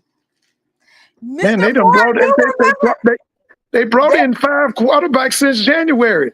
Mr. Ford, you remember when you were so hyped about FAMU's quarterback, and then which one? Which one? He was from Fordham, I think, or he didn't come. Yeah, I was out. Oh yeah. They paid that. They found some NIL money or whatever it was to keep him over there. Yeah, they did that. But listen, that guy was good, man. That guy was good. I saw films on him, man. Oh, he said and PV. What happened? What happened? They don't have a quarterback for PV either. You know what? During SWAC Media Day, I always ask this question, and then I never get a straight answer, which is, I don't even know why I ask it. It's almost like a wasted question, but you just ask it just to have it on wax, which is, who is your QB1 this year? You know? Oh, yeah. You got any questions that I need to be asking? Let me go ahead and write them down. Yeah, write them down. All right, so let's start with the SWAC West. Okay, so you, Mr. Ford, you can say the unfiltered question, right? And then I'll reword it to the coaches so that it's not something that's offensive, right? Okay. All right, let's start with Southern. Even though I don't think Coach Grave gonna give me an interview. He looked at me last year and just kind of was like, oh, okay, you're with Jackson State. Hey, how you doing? What questions do you have for Southern? When are you going to go out and hire a quality offensive coordinator? Okay. Yeah. When are you going to go out and hire somebody with that can help bring you to the Celebration Bowl and help you win the SWAC?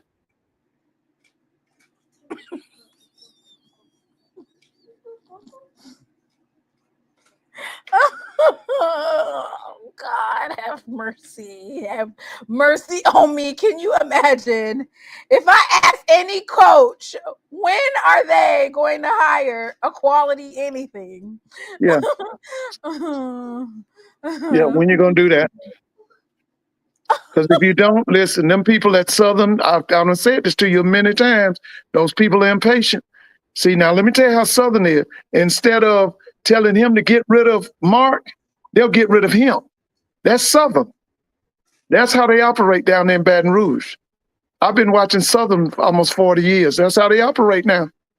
They are very impatient. They don't like excuses in Baton Rouge. I'm telling you now. Here's a more direct but respectful way. So, Coach, given last year you had some offensive struggles, we don't know necessarily if you could attribute that to coaching or personnel, but do you have any plans to bring in more experience or dynamic offensive team to help turn things around this year? Okay. That's kind of like the same thing. I'm just, you know. Yeah. Well, yeah. I mean, I'm whatever you want to do. I can't be like, hey, when you get rid of your offensive coordinator, if you want to win the SWAC, I'm not finna say that. Okay. All right. What do you have for Texas Southern? First of all, Perry, I'm not like you. I wouldn't ask a coach that. Oh, that's even worse? Oh, okay.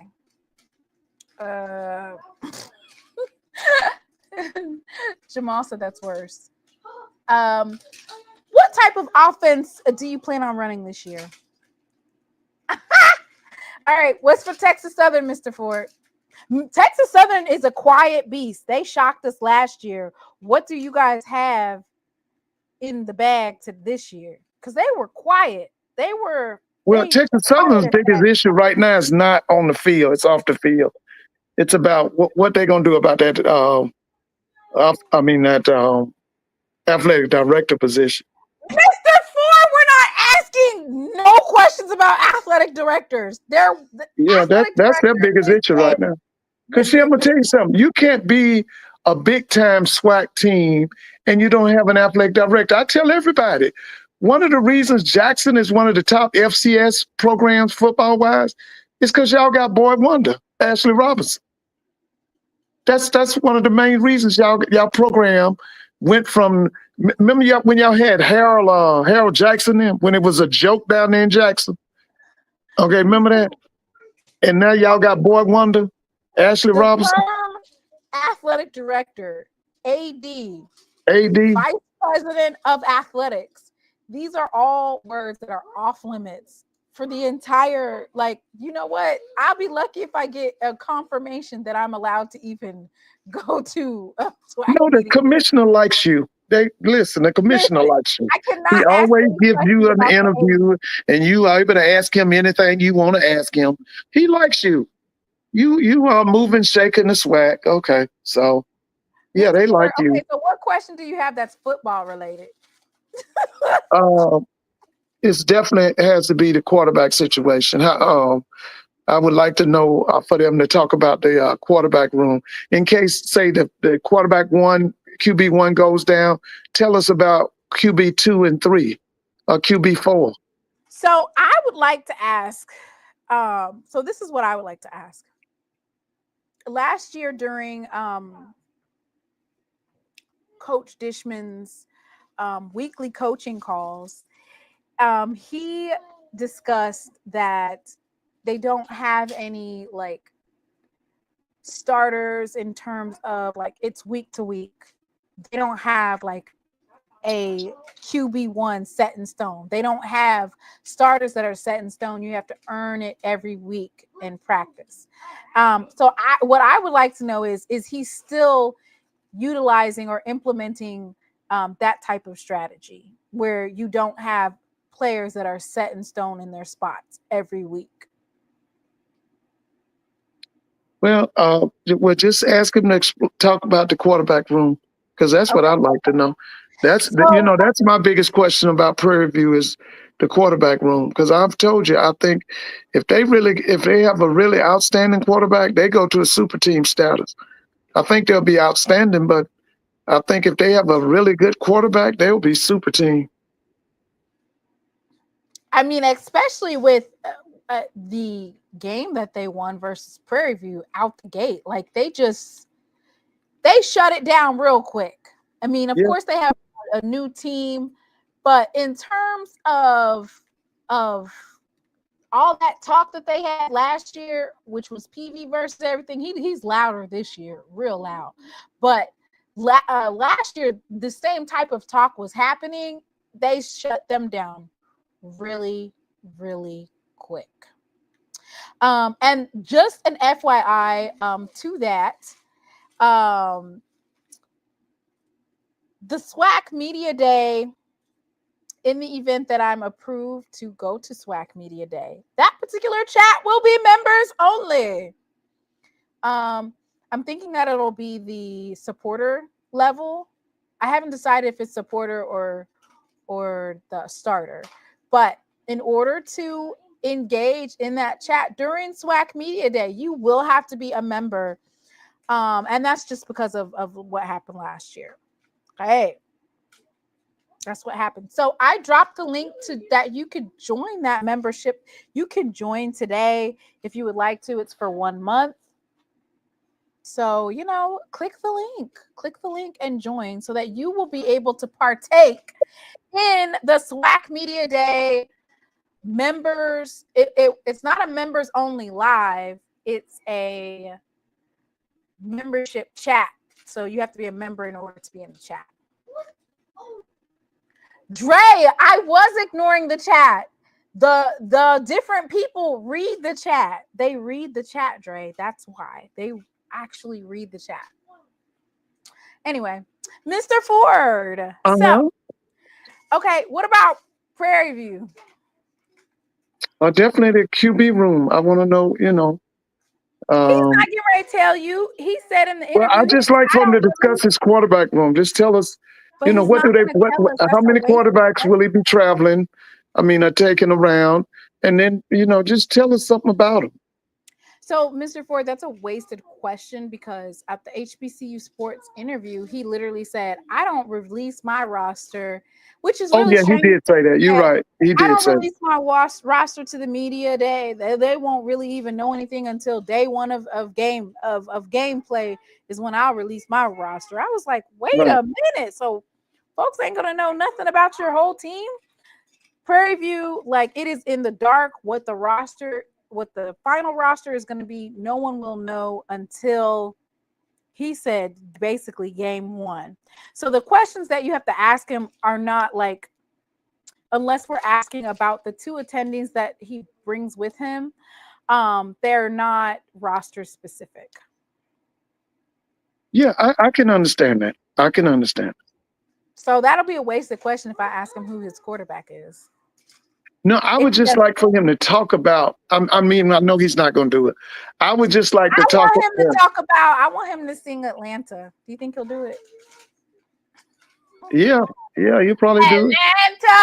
Atlanta.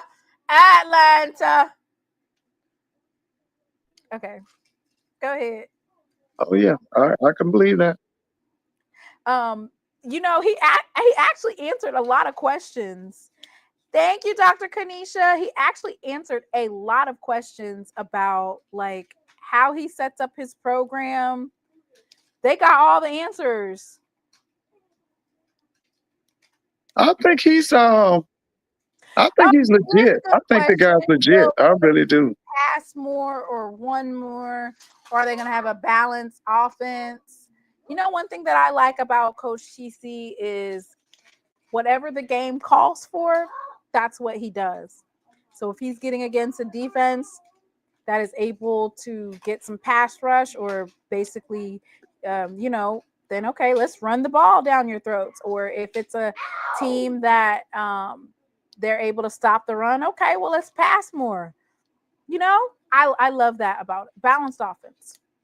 Hey, Albie, 62 days before kickoff of the back-to-back championship season. We are the champions. We are the champions. Ask him what his favorite hymn is. That's a good one. Y'all can ask questions too in the chat. What's your question for dang, Mr. Ford dropped off. I was going to say, what's y'all questions for UAPB? Dre, do not answer. And Jamal, stop being petty. Stop being petty.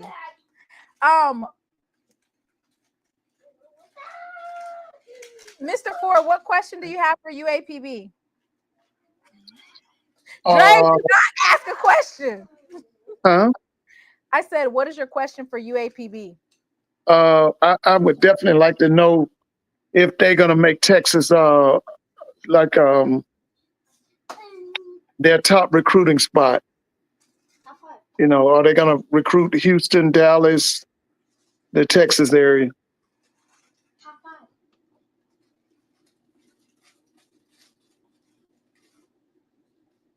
And when you know, as far as like what's their Texas besides Arkansas? Are they interested in recruiting St. Louis? Are they interested in recruiting New Orleans? I want to know about their recruiting lines.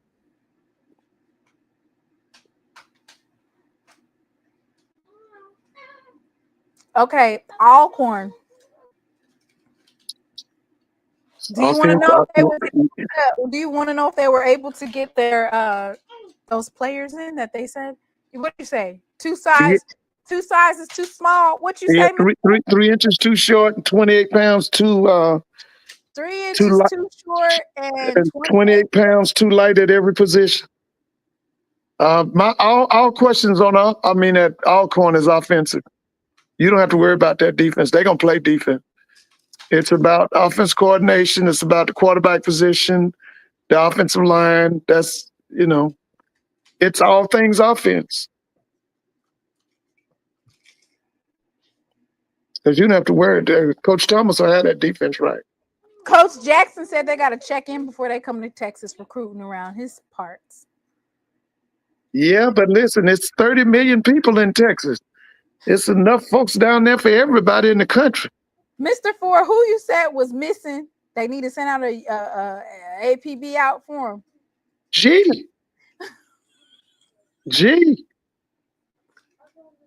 What G say? I got something to say. He ain't said nothing. Listen, you remember that year that they beat y'all at the vet? Yes, I remember. G was hollering the whole year. G talked about Jackson State so bad. Man, I ain't heard from G since November. Wait, he was supposed to be on PV versus everybody. I don't know if he ever made it on there, because when I checked, he didn't come. I don't know what. Yeah, I like OG now. I got to hear. I wonder if G coming to Tallahassee. Alcorn's playing Florida A&M for their homecoming. I know G bringing a group down there. I know he coming to Tallahassee. Yeah. G's spotting on a podcast earlier this week. Well, I must have missed it, because when we had a podcast on Tuesday, and so he was supposed to go on the PV versus everybody, Lionel and versus G. And when I went to their page, they hadn't got on yet. So I got on there a couple times. I didn't see him. And Alcorn better not disappoint in Tallahassee. Tallahassee, the FAMU Rattlers is not taking no ass whooping in Tallahassee this year. Listen, Cozy better not let it happen, because and by the way, I talked to some FAMU graduates Thursday or Friday. They are in a dark place about their presidential problem. They in a dark place about that. They are really down about, what's her name? Marva? What's that lady's name? MAGA Marva? America Great Again, Marva. Marva, yeah, they in a dark place about that. I mean, man. Yeah, they really down about that whole situation.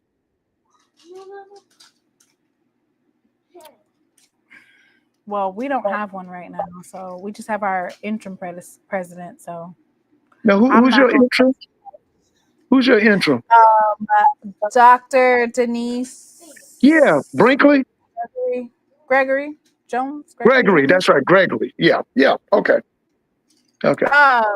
ORNG says Marva Badwig Johnson. Yeah, boy, they in a dark, man, them people up here, they listen. That's something they don't even want to discuss. Mhm. Jackson State said we're going to show FAMU. Jonathan Barnett said we're going to show FAMU how to travel when we meet them on November 1st in Tallahassee, Florida. Oh yeah. Jones Gregory, yeah, Dr. Denise Gregory, Jones Gregory. Yep. Make America Great Again, Marva, aka Venemisha.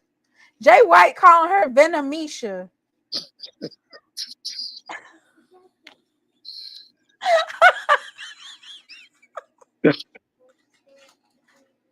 Why'd y'all be cutting up in the chat like that? God, please. All right, we moving over to the SWAC East. What you want to ask Coach TC Taylor?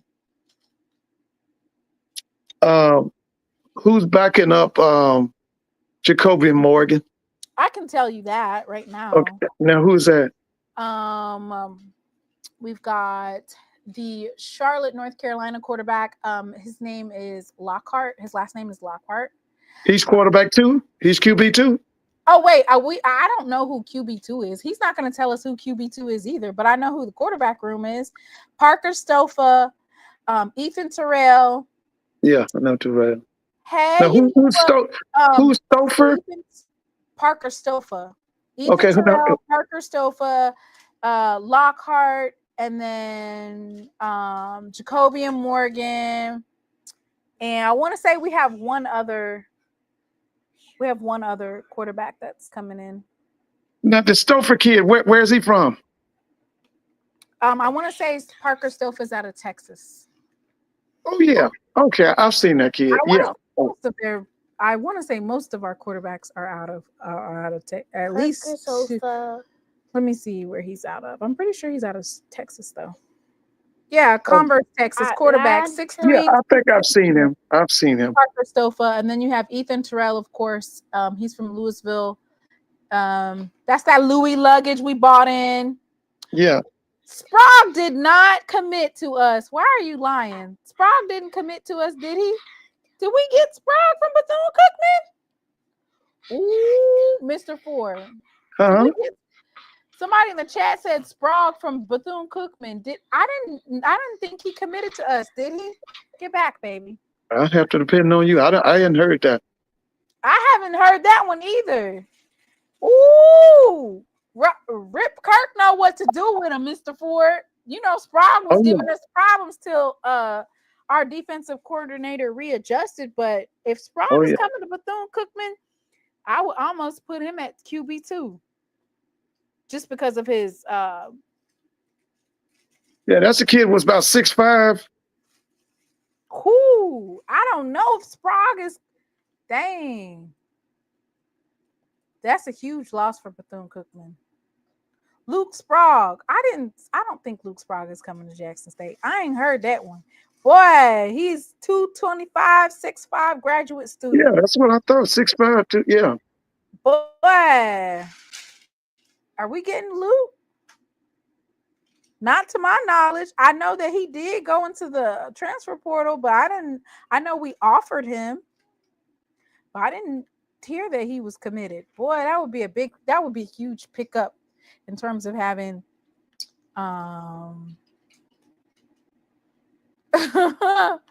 Lord have mercy. I'm intrigued by Stofa. Yeah, me too. I'm intrigued by our whole entire quarterback room, stacked by library books. Okay, so what question you have for TC Taylor? Because the quarterback, he's not going to tell you. You be asking wasted questions. They're not really going to tell you their quarterback situation. We know Jacoby Morgan is obviously in the running for QB1. He's going to be at. Yeah, I'm just saying, what is the emergency plan in case Jacobian gets hurt? Who's the next man up? We don't even use the H word when talking about folks. That's not appropriate. I'm just saying, in case he gets hurt or something, or has to miss a game, who's the next man up? Okay, what else you got a question about?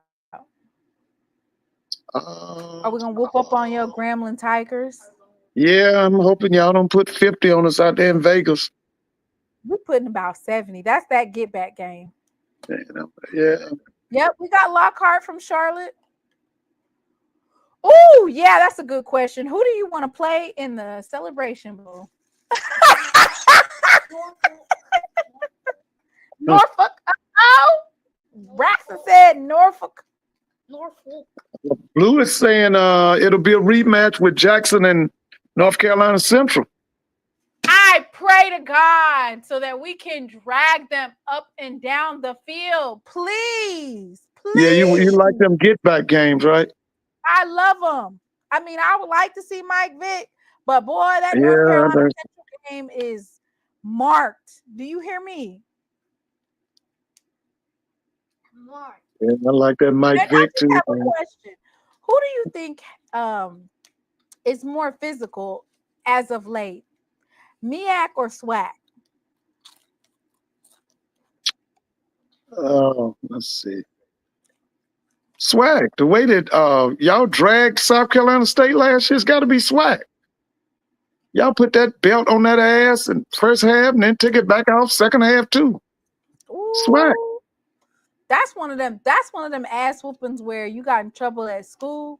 Back in the day, you used to get an ass whooping at school.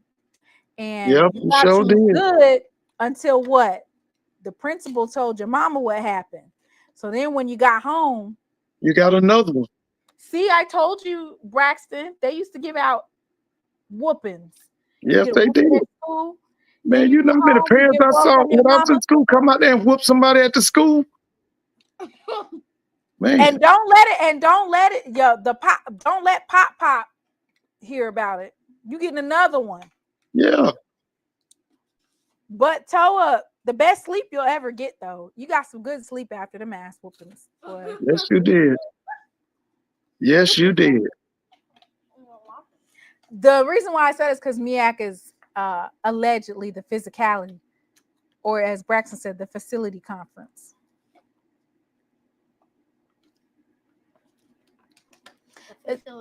Orangey says the offensive and defensive lines are 180 from 4 years ago. Totally different. Yeah.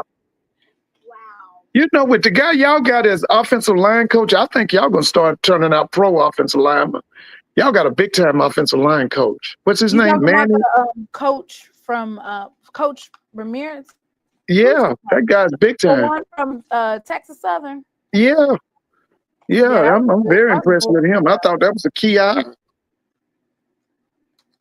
Because that guy Dion had, he was pathetic. Remember that old man Dion had? He was pathetic. He wasn't. He would be on special teams. You talking about Coach Wilkes, Jeff? No. Wilkes? Who was it? Who was the offensive line coach on? Hey, somebody check. Who was the offensive line coach under Coach Deion Sanders? What was his name? He had worked at Arkansas.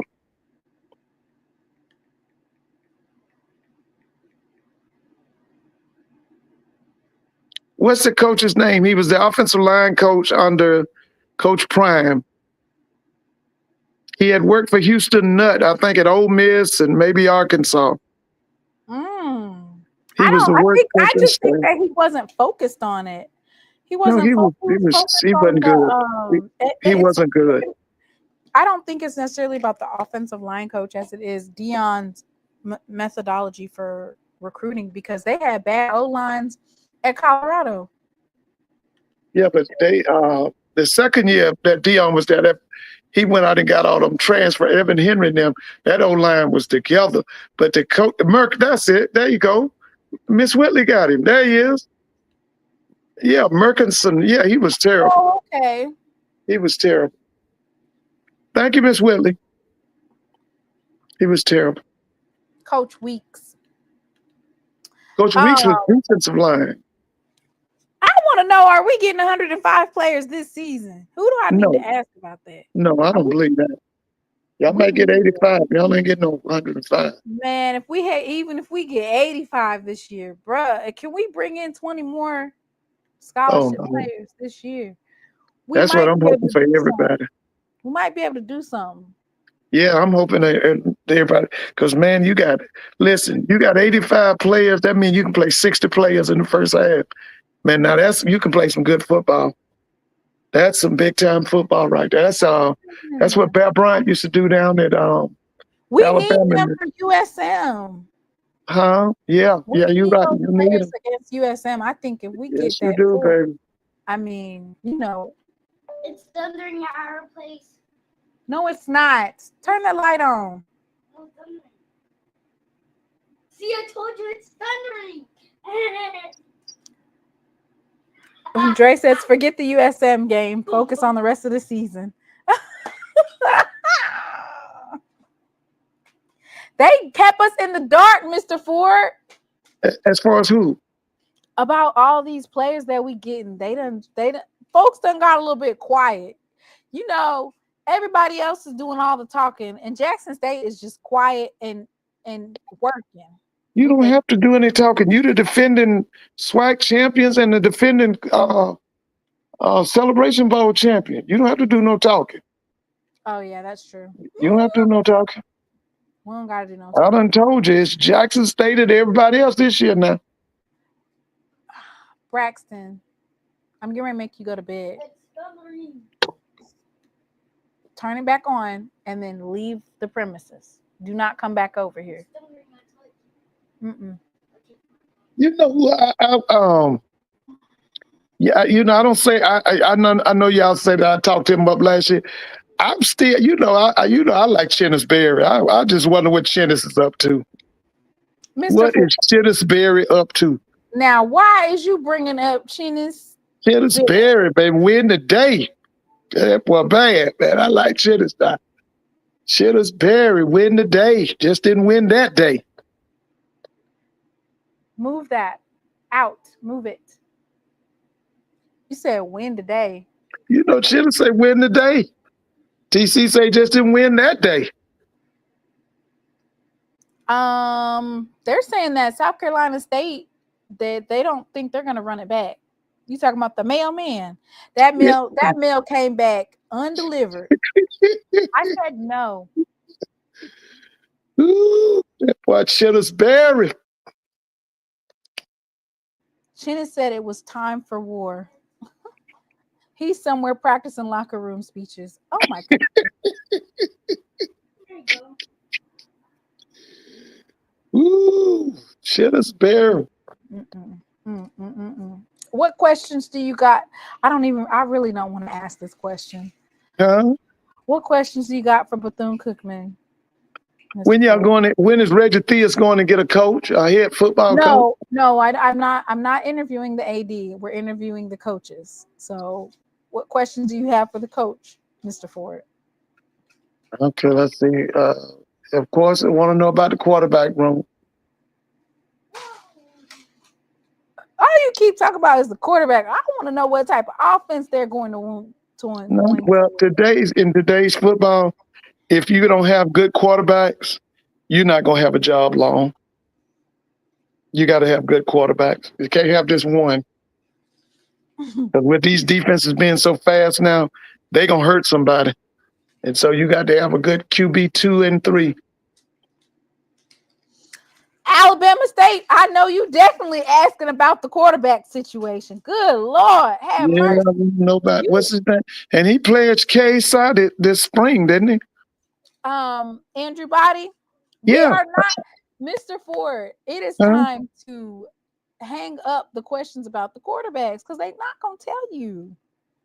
Well, I'm just want to know if what they're gonna do about Andrew Body, man. Are they gonna do that mess they did last year? So that question would be, last year, unfortunately, you had some struggles at the quarterback. What have you done in the offseason to remedy that situation so that doesn't happen again? I could ask that question.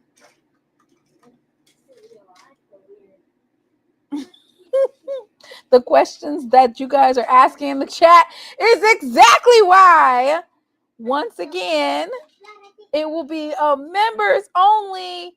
It'll be a live chat, but a live that everybody can come in and you can come and fellowship and watch. But it will be members only allowed to chat. Do you see what questions they asking, Mr. Ford? No, what are they asking? What are they saying? So Carl Cunningham said yes, he did pledge Kappa. Ronald Hunt said he did become a Kappa. Bayless said Andrew Body's on his 5th red shirt, ain't he? Lord. SWAC historian Oren G said that Eddie Robinson is on the hot seat. FAMU and JSU own him. Lord, have mercy. They're talking about if Eddie doesn't win the SWAC, he'll be fired. How? How many years has he been down there? What number is this now? This is gonna be on his 4th year, I want to say. 4th year. He got to if he wins that He's been winning the Magic City. Yeah, Magic City Classic. He got to win that Magic City now. And he's been coming in 2nd place. Yeah, that's what I'm saying. He got to win that Magic City. Yeah, I don't believe that he would. I think he would be extended. He got a big game on the 27th of September. He got to go into Tallahassee. That's going to be a big game. That's going to be a big game now. I'm telling you. Jerome said this is his 5th year at Bama State. Oh, this is 5th year? That's what they saying. Oh, okay. I mean, last year's game was, boy, that wasn't no joke. But, Alabama State plays JSU at homecoming this year. Oh, yeah, they got a schedule now. Like I said, he got to play, he got to go down there and meet up with Cozy and them.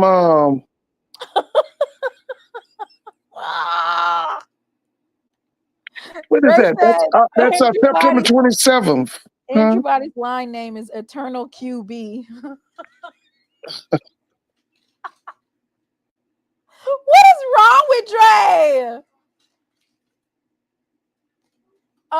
It says 4 years is a full recruiting cycle, but Bama State is a low pressure job though, as long as he beats Alabama A&M. Sam Shade. Yeah, baby. What questions you got for Sam Shade? I know you ain't finna ask about no QB situation for Sam Shade. No, let's see.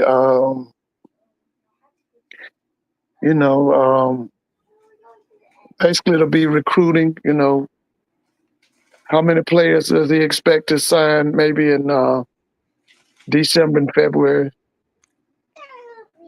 Because Sam got the staff. Sam got the support. Listen, I'm going to get him maybe. It's his 4th year. It's his 4th year. His first year was when Dion was the whole who is SWAC type of thing. Yeah. And then, the first year he beat Jackson State at homecoming. Then we went and beat them last year. And now he's coming back for homecoming. Ooh, it says Shade beat Eddie when Shade was at Miles College. Ooh, yeah, I remember that. They got some history. Yeah, you and Coach Shade got some history. Yeah, man. Shade, all right. Y'all gonna see Shade, all right. Shade gonna let you just wait till Shade get them boys in there. I wonder if they gonna get 85 players or 85 scholarships. Eddie Robinson is Bama State's Comedy. Wait a minute. Comedy was good. What are they talking about? I don't know. Who said, hey bro, Bayless. Is that Bayless? You need to explain that now. Comedy's won the SWAC and played for it. That was not his 2nd year when he played against Prime, because the first year, I want to say that's when somebody played a video of Prime at Alabama State, and he had to. He wasn't a coach at that time. I want this brother to explain himself about explain yourself. What's up? Yeah, what are you talking about? Comedy got fired for underperforming. No, Comedy's got fired by that woman because she didn't like him. But he had good program. He had good teams, and he won the SWAC. Okay, he lost it to Southern one year. He lost it to Arkansas Pine Bluff. But he also won the SWAC with that Oliver kid, right? Remember He that? ain't win Remember with that the Oliver kid? I thought he won with the White Tiger. He didn't win. Or he just You beat. talking about Casey? Yeah. Didn't he win with the White Tiger? Or we just beat Southern real bad, and that's why I remember it so well. I just Yeah. remember that they beat. They had a quarterback named Oliver.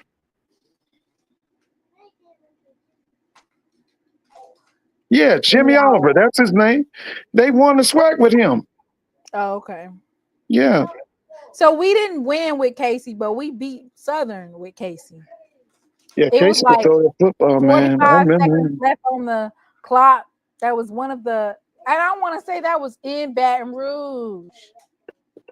That was probably one of the biggest games, rivalries. One of the biggest rivalries between Jackson State. Yeah.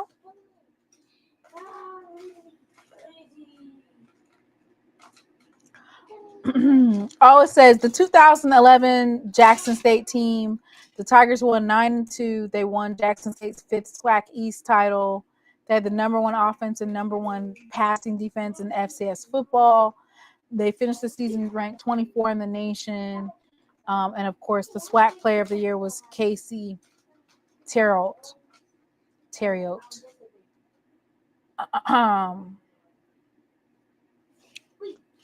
I want to watch that one where we beat Southern.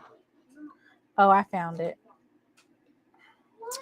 You guys, let's take a trip down memory lane.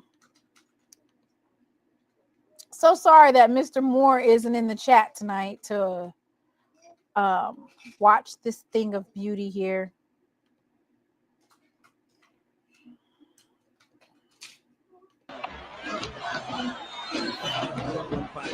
Remember this, Mr. Ford? 41-45. Well, let's see now. Yeah, I think I There's do. 9 seconds left. Scored 45 points against a defense that is average and Yeah, allows I remember that. 18 points per game. 9 seconds. Same formation. Area.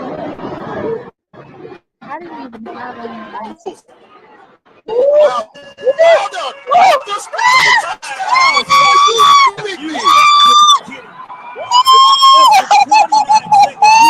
Two offensive. I don't know if my heart can take this. This is ridiculous. This is ridiculous.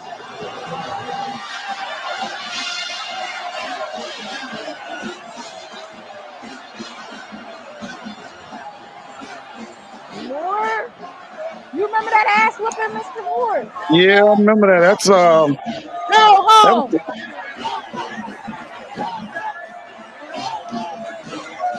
Go home. Go yeah, I home. remember that. Go home. Go home. Yeah. Send them on home. We scored a touchdown in 9 seconds. Yeah, I remember that. That was against Pete Richardson, wasn't it? Who was the coach of Southern? Wasn't Pete Richardson the coach?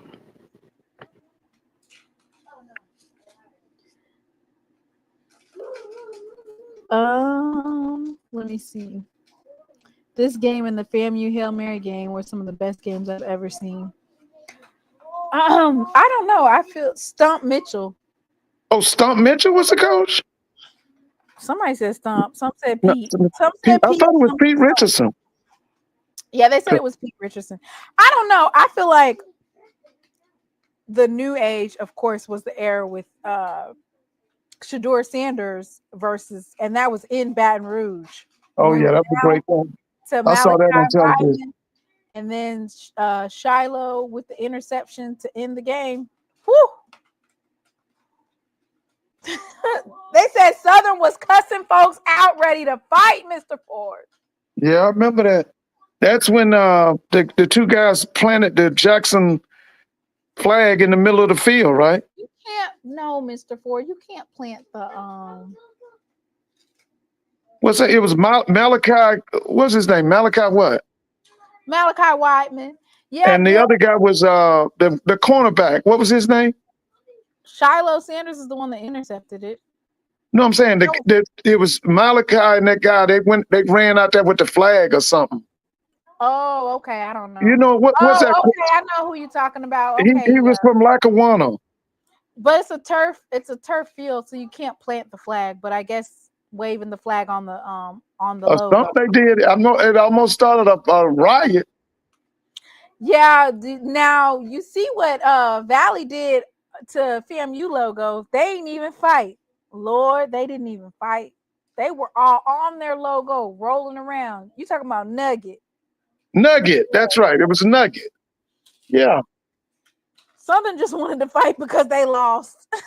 You could have breathed wrong, and they was getting ready to bust you up. Yeah, that was the year after Dawson Odoms left, and they gave it to the defensive coach. I can't remember. He's at Grambling now. SU tries to fight every time they lose. They've been doing that since I was in college in '94. Dang, Southern, what's up with y'all always trying to fight? We didn't do that. We ran with the flag. We ran on their logo, so players got suspended for that, but not planting them on the folks' field with the scooter. Yeah, we didn't get any suspensions for giving the scooter. Who do you think got the scooter, Mr. Ford? You think Coach Maynard took it home? Or Maynard got that scooter. I mean, they do got Deion Sanders' signature on it. And by the way, did he ever go back to Colorado? Because they said he hadn't been in Colorado in a month. I have not heard any updates. I know that they said that he was having some health problems. Yeah, that's what I heard too. But they're still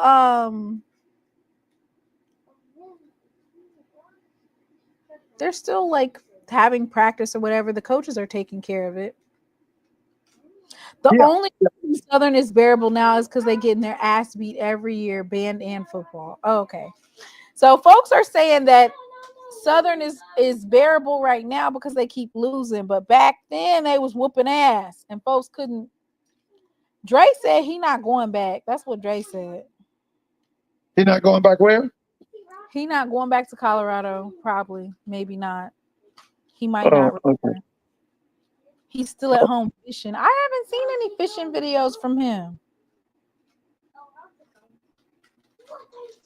He just signed a $10 million deal. He's definitely $10 million a year, right, Mr. Ford? He got some kind of an extension. I remember that.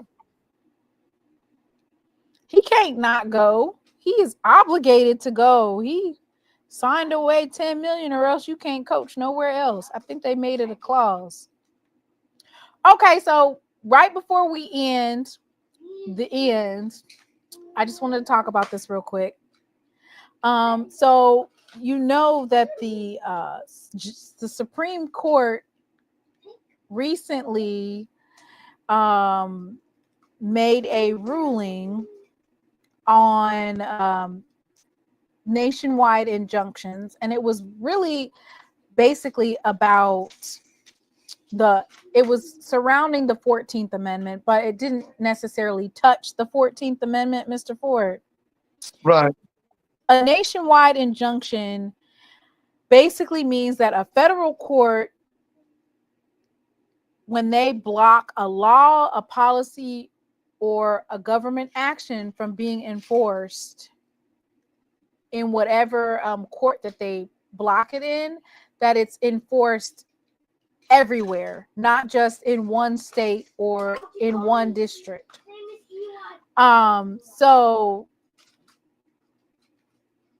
the lower court blocks a policy that Trump did. Like, for instance, they blocked federal immigration policy when Trump did an executive order. So when he blocked, that particular court blocked anything dealing with the executive order, it placed a nationwide injunction, meaning that means it's blocked everywhere. So nationwide injunctions, they're controversial because some people say that they're necessary to protect people's rights uniformly across the board, while others argue that one judge should not have the power to halt federal policies for the entire nation. So this past week, regarding the 14th Amendment, they were basically trying to get a uniform decision on whether or not Donald Trump's executive order could stand or not. But it didn't undo anything dealing with the 14th Amendment. Were you privy to what transpired this past week, Mr. Ford? Yeah. Listen, this is what they're doing.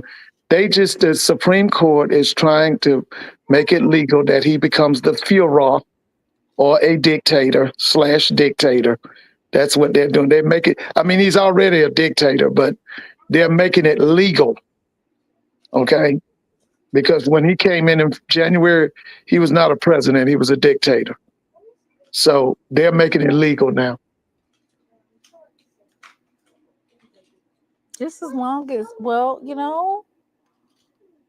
they're saying that for us, as in, Americans, Black Americans, that it's going to affect us too. And so we shouldn't sit by idly. But here's a way to explain if today's limit on nationwide injunctions existed during the civil rights era. So this is basically showing an example. So Brown versus Board of Education in 1954, schools were desegregated nationwide. So if there was a limit on nationwide injunctions during that time, school would have only been desegregated in Topeka, Kansas. Right. Browder versus Gale in 1956, public buses were desegregated. If nationwide injunctions were limited to only the place where the federal judge ruled, then public buses being segregated outside of Montgomery, Alabama. That means that in Montgomery, Alabama, that would be the only place that public buses would be desegregated. Heart of Atlanta Motel versus United States in 1964. Basically, the ruling was that public accommodations like hotels and restaurants and stuff like that, they had to be integrated. So if the limit on nationwide injunctions existed, then the public accommodations would be segregated everywhere else than the Heart of Atlanta Motel. And lastly, South Carolina versus Katzenbach in 1966, voting protections applied nationwide, no voting protections beyond South Carolina. So it would only be for that particular place. So that's why nationwide injunctions are important, but the Supreme Court just ruled and said basically nationwide injunctions should not be a thing. So I don't know how that's going to affect us. I think it's going to increase the amount of lawsuits. Because now, yeah, it is. But remember, like I told you before, what he's doing, he's tearing down America as you know it. And then after he tears it down, he's going to offer you martial law. That's what he's doing. He's tearing it down. This country's being destroyed from within. It's sad. They're saying that we might not have a president in 3 years. They're not going to elect another president. This is it. Wouldn't that make him the Antichrist, Mr. Ford? Well, there are many Antichrists now. It's not just one. Well, wouldn't he make him the ultimate Antichrist for America? Is if you can call him anything you want. I mean, he's awful. You can call him anything you want to call him.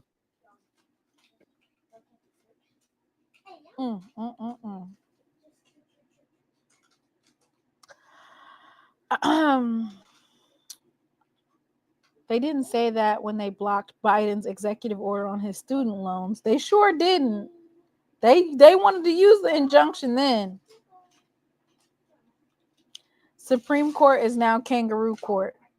All right, Mr. Ford, since this is a demonetized live, do you have any more song that you want me to play before we leave out? Because it's demonetized anyway. Okay. So go ahead and give me one more song that I can play, Mr. Ford. Okay. On our way out. Play. Let me see. This was.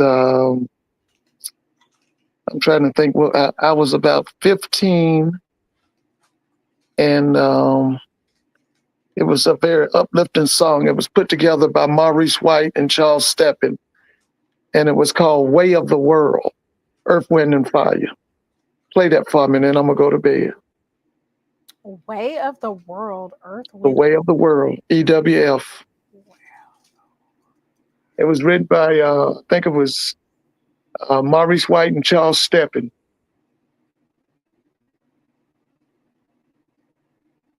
This was like an anthem. This should have been about 1975. Oh, really? Yeah, that's the way of the world. That's right.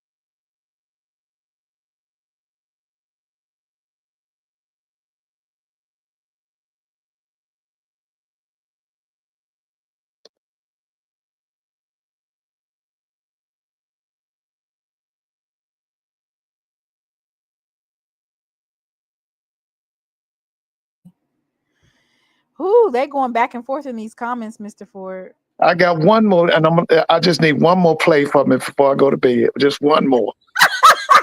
Just one more. Can I get one more? Yeah, I love this guy right here. I just got to hear his voice one before I go to bed. Can you play one more for me? Dukes. Thank you, Chris. Huh? Can you play one more for me? Only for you, Mr. Ford. Only for Okay. you. This song is called Inner City Blues by Marvin Gaye. And then I'm gonna go to bed. Put Inner City Blues.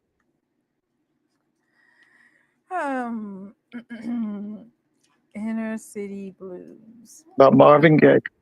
Okay.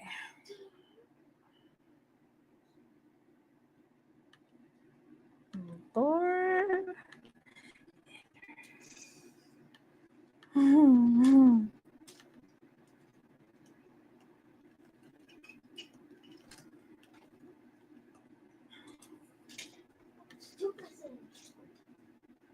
Makes me want to holler. Yes, that's it. Let me hear that before I go to bed. That was made almost 50 years ago, and it's still relevant. It was over 50 years ago. That was on the what's going on? I think what's going on? What's going on? What's going Yeah. on? What's going Yeah. on? What's going on? That This one? was this was on that album, I think. Inner City Blues. Inner City Blues was awesome. Jeremiah, it's really just depends on demonetized means sometimes it doesn't mean you can't go back and listen, but in the event that some of these are like sometimes they'll let you play some music and sometimes it'll just block it altogether. So it just depends. And I won't know until after.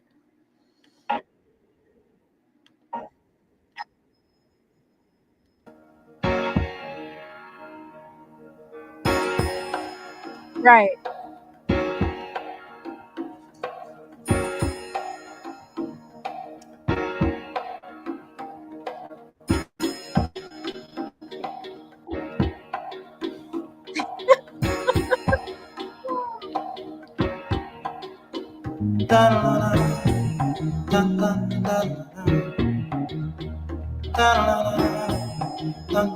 This is song, Mr. Ford? That's it. That's it.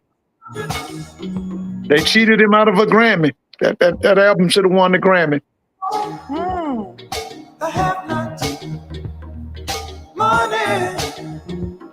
We make it before we see it. You take it.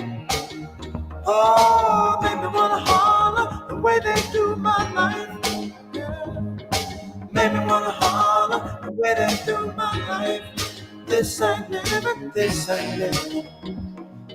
No, no, baby. This ain't living. No, no, no, no. Inflation, no chance to increase finance. Bills pile up, sky high. Send that boy off to die. Oh, make me wanna holler the way they do my life. Yeah, make me wanna holler the way they do my life. Oh. Did any people of color win any Grammys back then? Yeah. Oh yeah, but they cheated him out of that. I'm trying to think, that was 71 or 72. They cheated him out of it. He should have won it.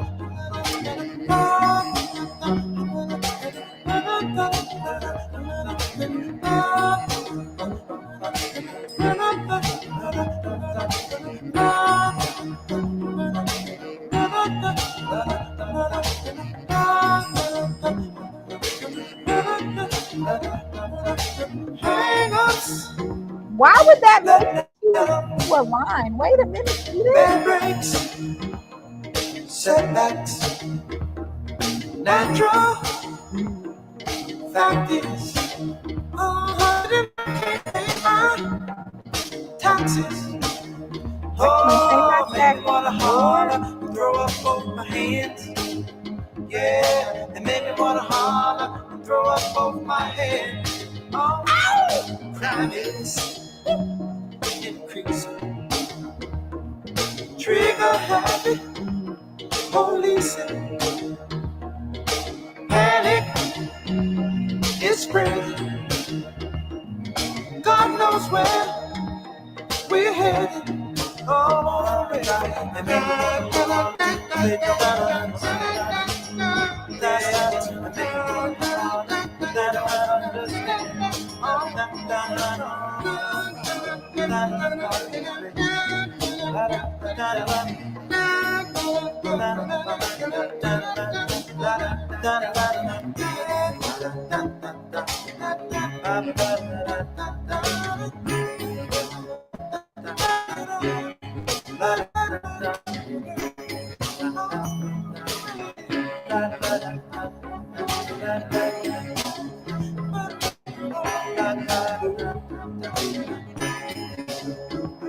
That's that timeless music. Make it relatable even today.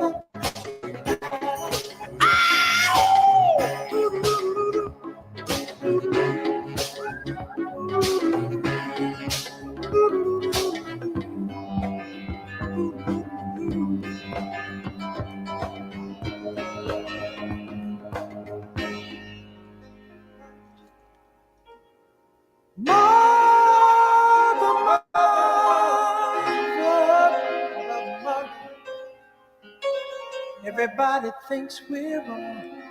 Mother, who are they to judge us? Mother, simply cause we wear our hair long. Mother,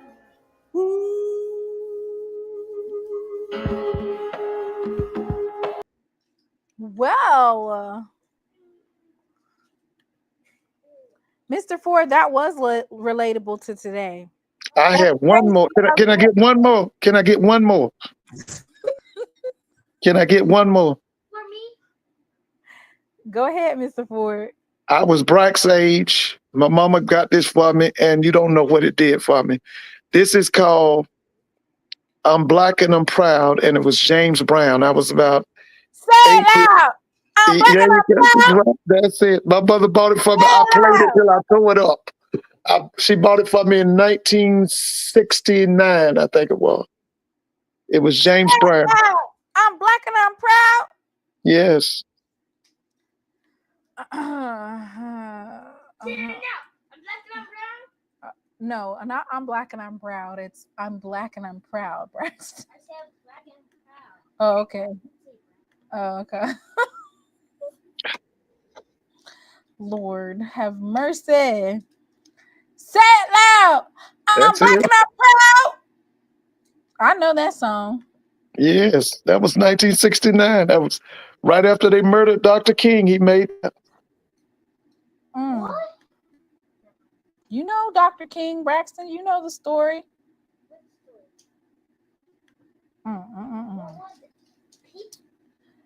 Okay, let me see.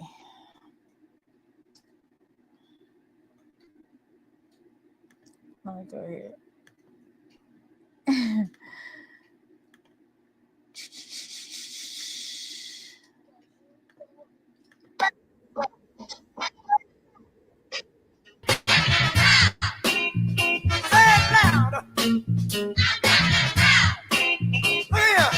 Some people say we got a lot of malice. Some say it's a lot of love.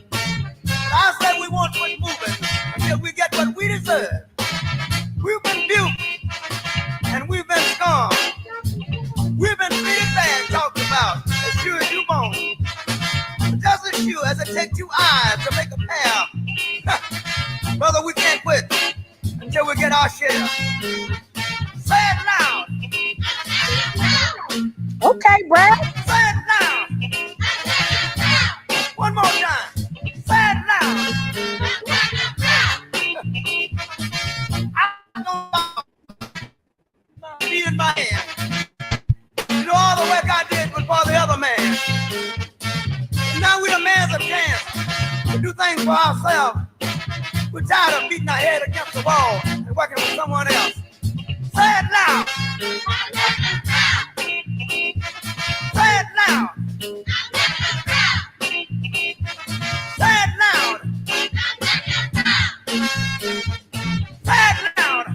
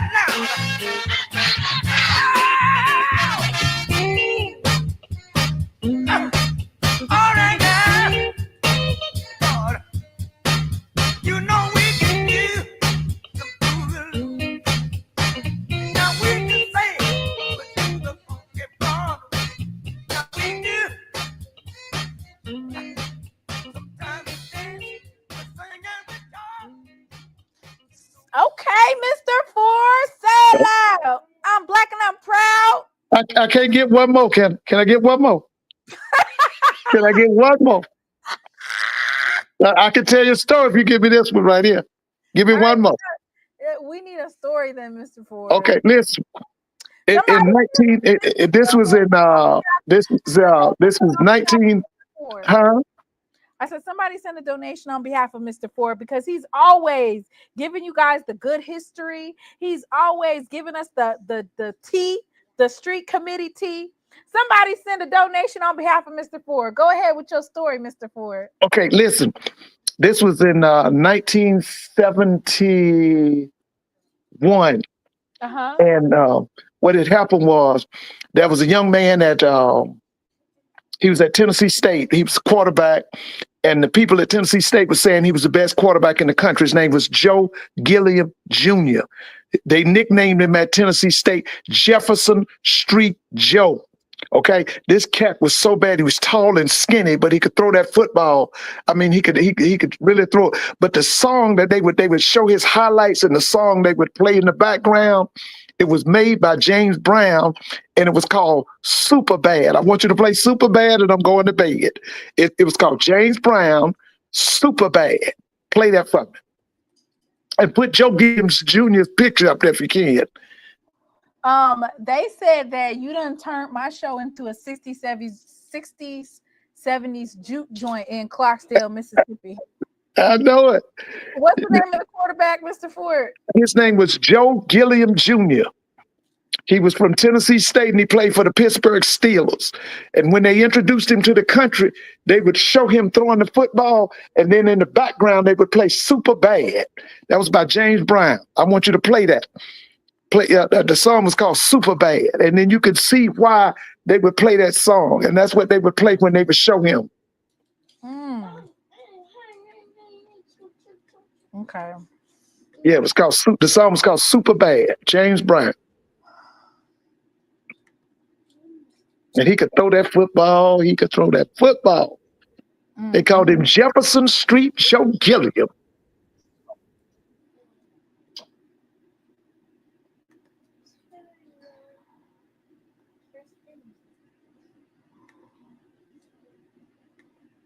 Okay, let me see. Lord have mercy. Thank you, Black King.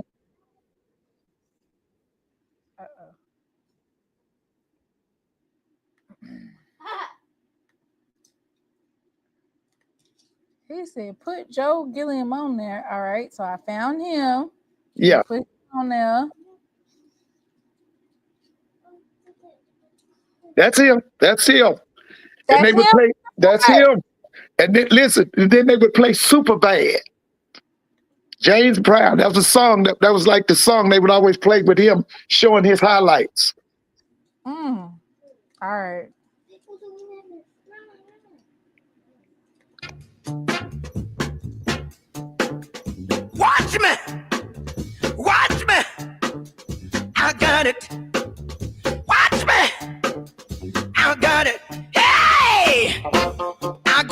something that makes me want to shout. I got something that tells me what it's all about. I got soul so bad. I got soul, and I'm super bad. Now I gotta move that tells me what to do. Sometimes it's deal. I gotta move that tells me what to do. Sometimes I feel so nice, I wanna try myself a few. I got soul, and I'm super bad. I love to do my thing. Why did they say the Steelers did him off? And I don't need no one else. I'll wait till the song over. And I didn't hear what you were saying. I wait. So nice, good God. I jump back, I want to kiss myself. I got soul, and I'm super bad. Hey, I said I'm super bad. Red, come on, up and down, and round and round, up and down, all around. Right on, people. Let it all hang out. If you don't, brothers and sisters, then you won't know what it's all about. Give me, give me, give me, give me, give me, give me, give me.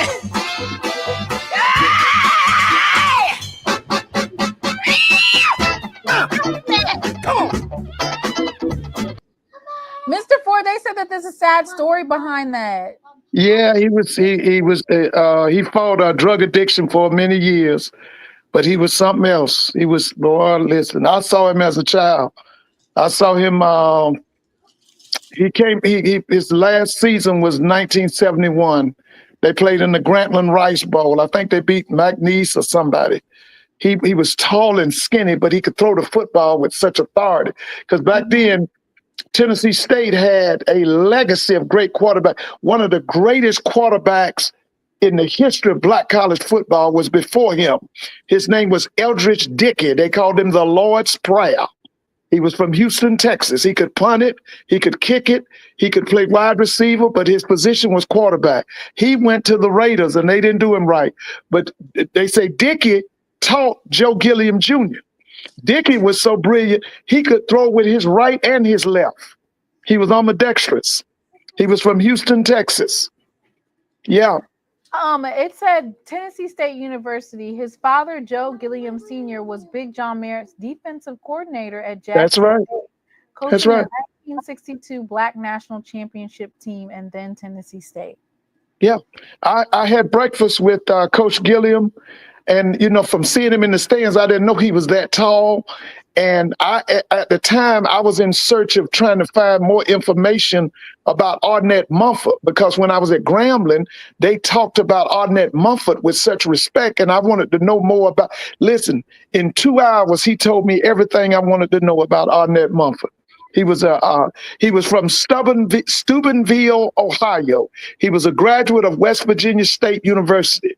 He was a brilliant man, Joe Gilliam Sr., the old man. He was a brilliant man. Listen, I thank you so much, and tell everybody I said good night. And now, when are you coming back? We winding down now there. We winding down, Mr. We're going to Ford. close it out. It's SWAC Media Day is right around the corner. You haven't done none of our predictions. We'll get to it. I'm Bye, thinking, Miss Whitley. I'm thinking maybe Tuesday. I'm thinking Tuesday. Okay. All right. If you come back Tuesday, I'll be right here. Set in stone. It'll be either Tuesday or Thursday. I want to say Braxton. Braxton has his EEG on Wednesday, and it has to be sleep deprived. So technically on Tuesday, we're supposed to be up all night long. He's only supposed to get 3 hours of sleep. Now, what is that for? For to see if he still has epilepsy. He's been If he 2 still years got what? epilepsy. Oh, okay. And you were asking me a question. What were you asking me while the song was playing? It was Oh no, something. that's what I was asking you because they said that he was 4-2. We're talking about Gilliam, and they benched Yeah, him for Bradshaw. yeah. They Terry won Bradshaw the admits Super today that Bowl. he was better. They won the Super Bowl and it started a dynasty, but Joe went into depression after that. Yeah, yeah, he did. You guys Yeah, won the Super Bowl. Why would you be depressed? You won a ring. no, they it was a whole lot of stuff, man. They was threatening his life up there in Pittsburgh because What? yeah, they were threatening his life. They was doing all kind of stuff to him, and he turned to drugs. Oh. I met him 19. I took some kids to Tennessee State in 1990. Matter of fact, when I was up there, we were up there to they were recruiting these kids I had brought up from Georgia. That's when Hank Gathers died. Remember Hank Gathers from Loyola Marymount? Mm-hmm. We were in the hotel looking at the game on a Saturday. Mm-hmm. I do not know who that is from Loyola. Loyola Marymount. Yeah, his name was Hank Gathers. Yeah. I was in Nashville the weekend he died. He died on a Saturday. He had a heart attack on the floor. Oh man. Yeah, I'll never forget it. But anyway, I met that's when I met Coach Gillum. I met Joe Gilliam Jr., who you just played the music to. He was an offensive mastermind. He when we brought the kids in, do we have any of those types of offensive coordinators in HBCU football now, Mr. Ford? Huh? Do we have any of those types of offensive coordinators now? Yeah, listen. I'm waiting to see this guy that Michael Vick has brought in from the University of Minnesota. I'm waiting. I like the guy that he's a Howard graduate. He's going to North Carolina A&T. I'm looking forward to seeing him.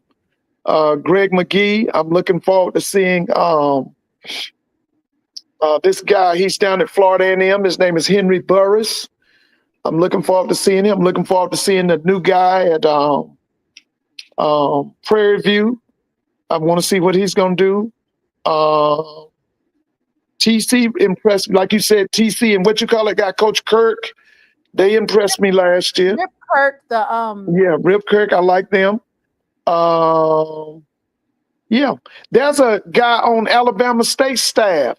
I mean, I'm sorry, I didn't mean Alabama State. I mean Alabama A&M. Oh, I was gonna say Alabama State got some juice at the offensive coordinator. I don't, I still think that Robson gets in the way. But the guy that I'm talking about, he's the quarterback coach at Alabama A&M. He was a high school coach here in Atlanta, in Georgia. That guy's going to be good. He played at Tennessee State. He transferred from Memphis State and went to Tennessee State. But he's the quarterback coach at Alabama State. Alabama A&M. Mm-hmm. Sam Shea brought him in.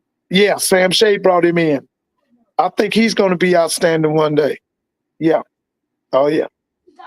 Listen, y'all, Dr. Kanisha, if she's still on here, y'all have a good night. Everybody have a good night. All right? All right, y'all. Okay. Thank you guys so much for tuning in. Thank Mr. Ford for coming on tonight. As always, it's great to come on here and learn about history and just, listen to what Mr. Ford has to say and chop it up with you guys. I had fun tonight. So the next time we'll meet up is, of course, don't quote me. I'm thinking Tuesday, but don't lock me in for Tuesday. But that's what I have for you guys. And thank you all for the donations. After the live is over, that's when it'll determine whether or not the live is fully blocked or if there's still some room, meaning if they're going to allow us to keep it. In the event they allow us to keep it, then, you guys feel free to watch it and enjoy. Anyway, everybody have a good night. Thank you guys for tuning in. And season 3 of SWAC Saturday. This is like preseason. It's coming up soon, so I'll be excited for us to start that, which basically is the kickoff for football. So thank you all for tuning in, everybody, and you guys have a blessed night. Yeah, hit the like button. Hit the like button. I've had some good days. I've had some hills to climb. Let me play my favorite song. It just puts me in the mood to go right to sleep. I've had some good days and some sleepless nights.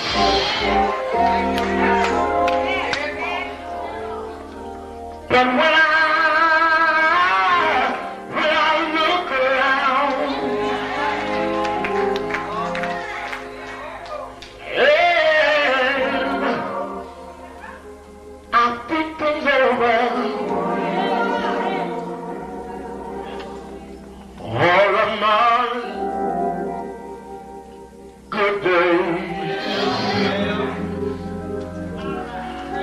outweigh my bad days. I don't control. The clouds hang low.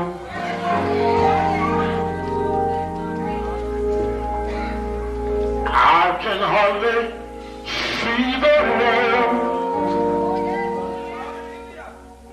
I ask the question, Lord. Lord, why so much pain? But He knows what's best for me.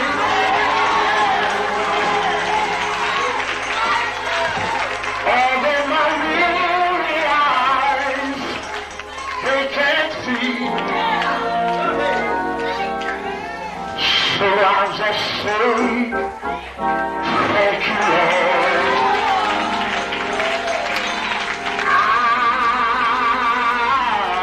I won't complain.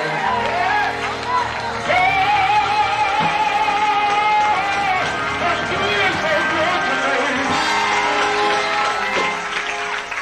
He's been good to me. Better than this world all you could ever be. He's been so good.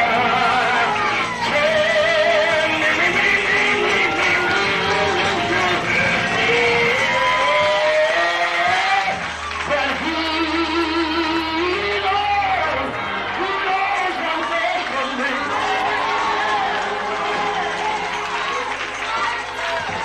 Although my weary eyes, they can't see, so I'll just say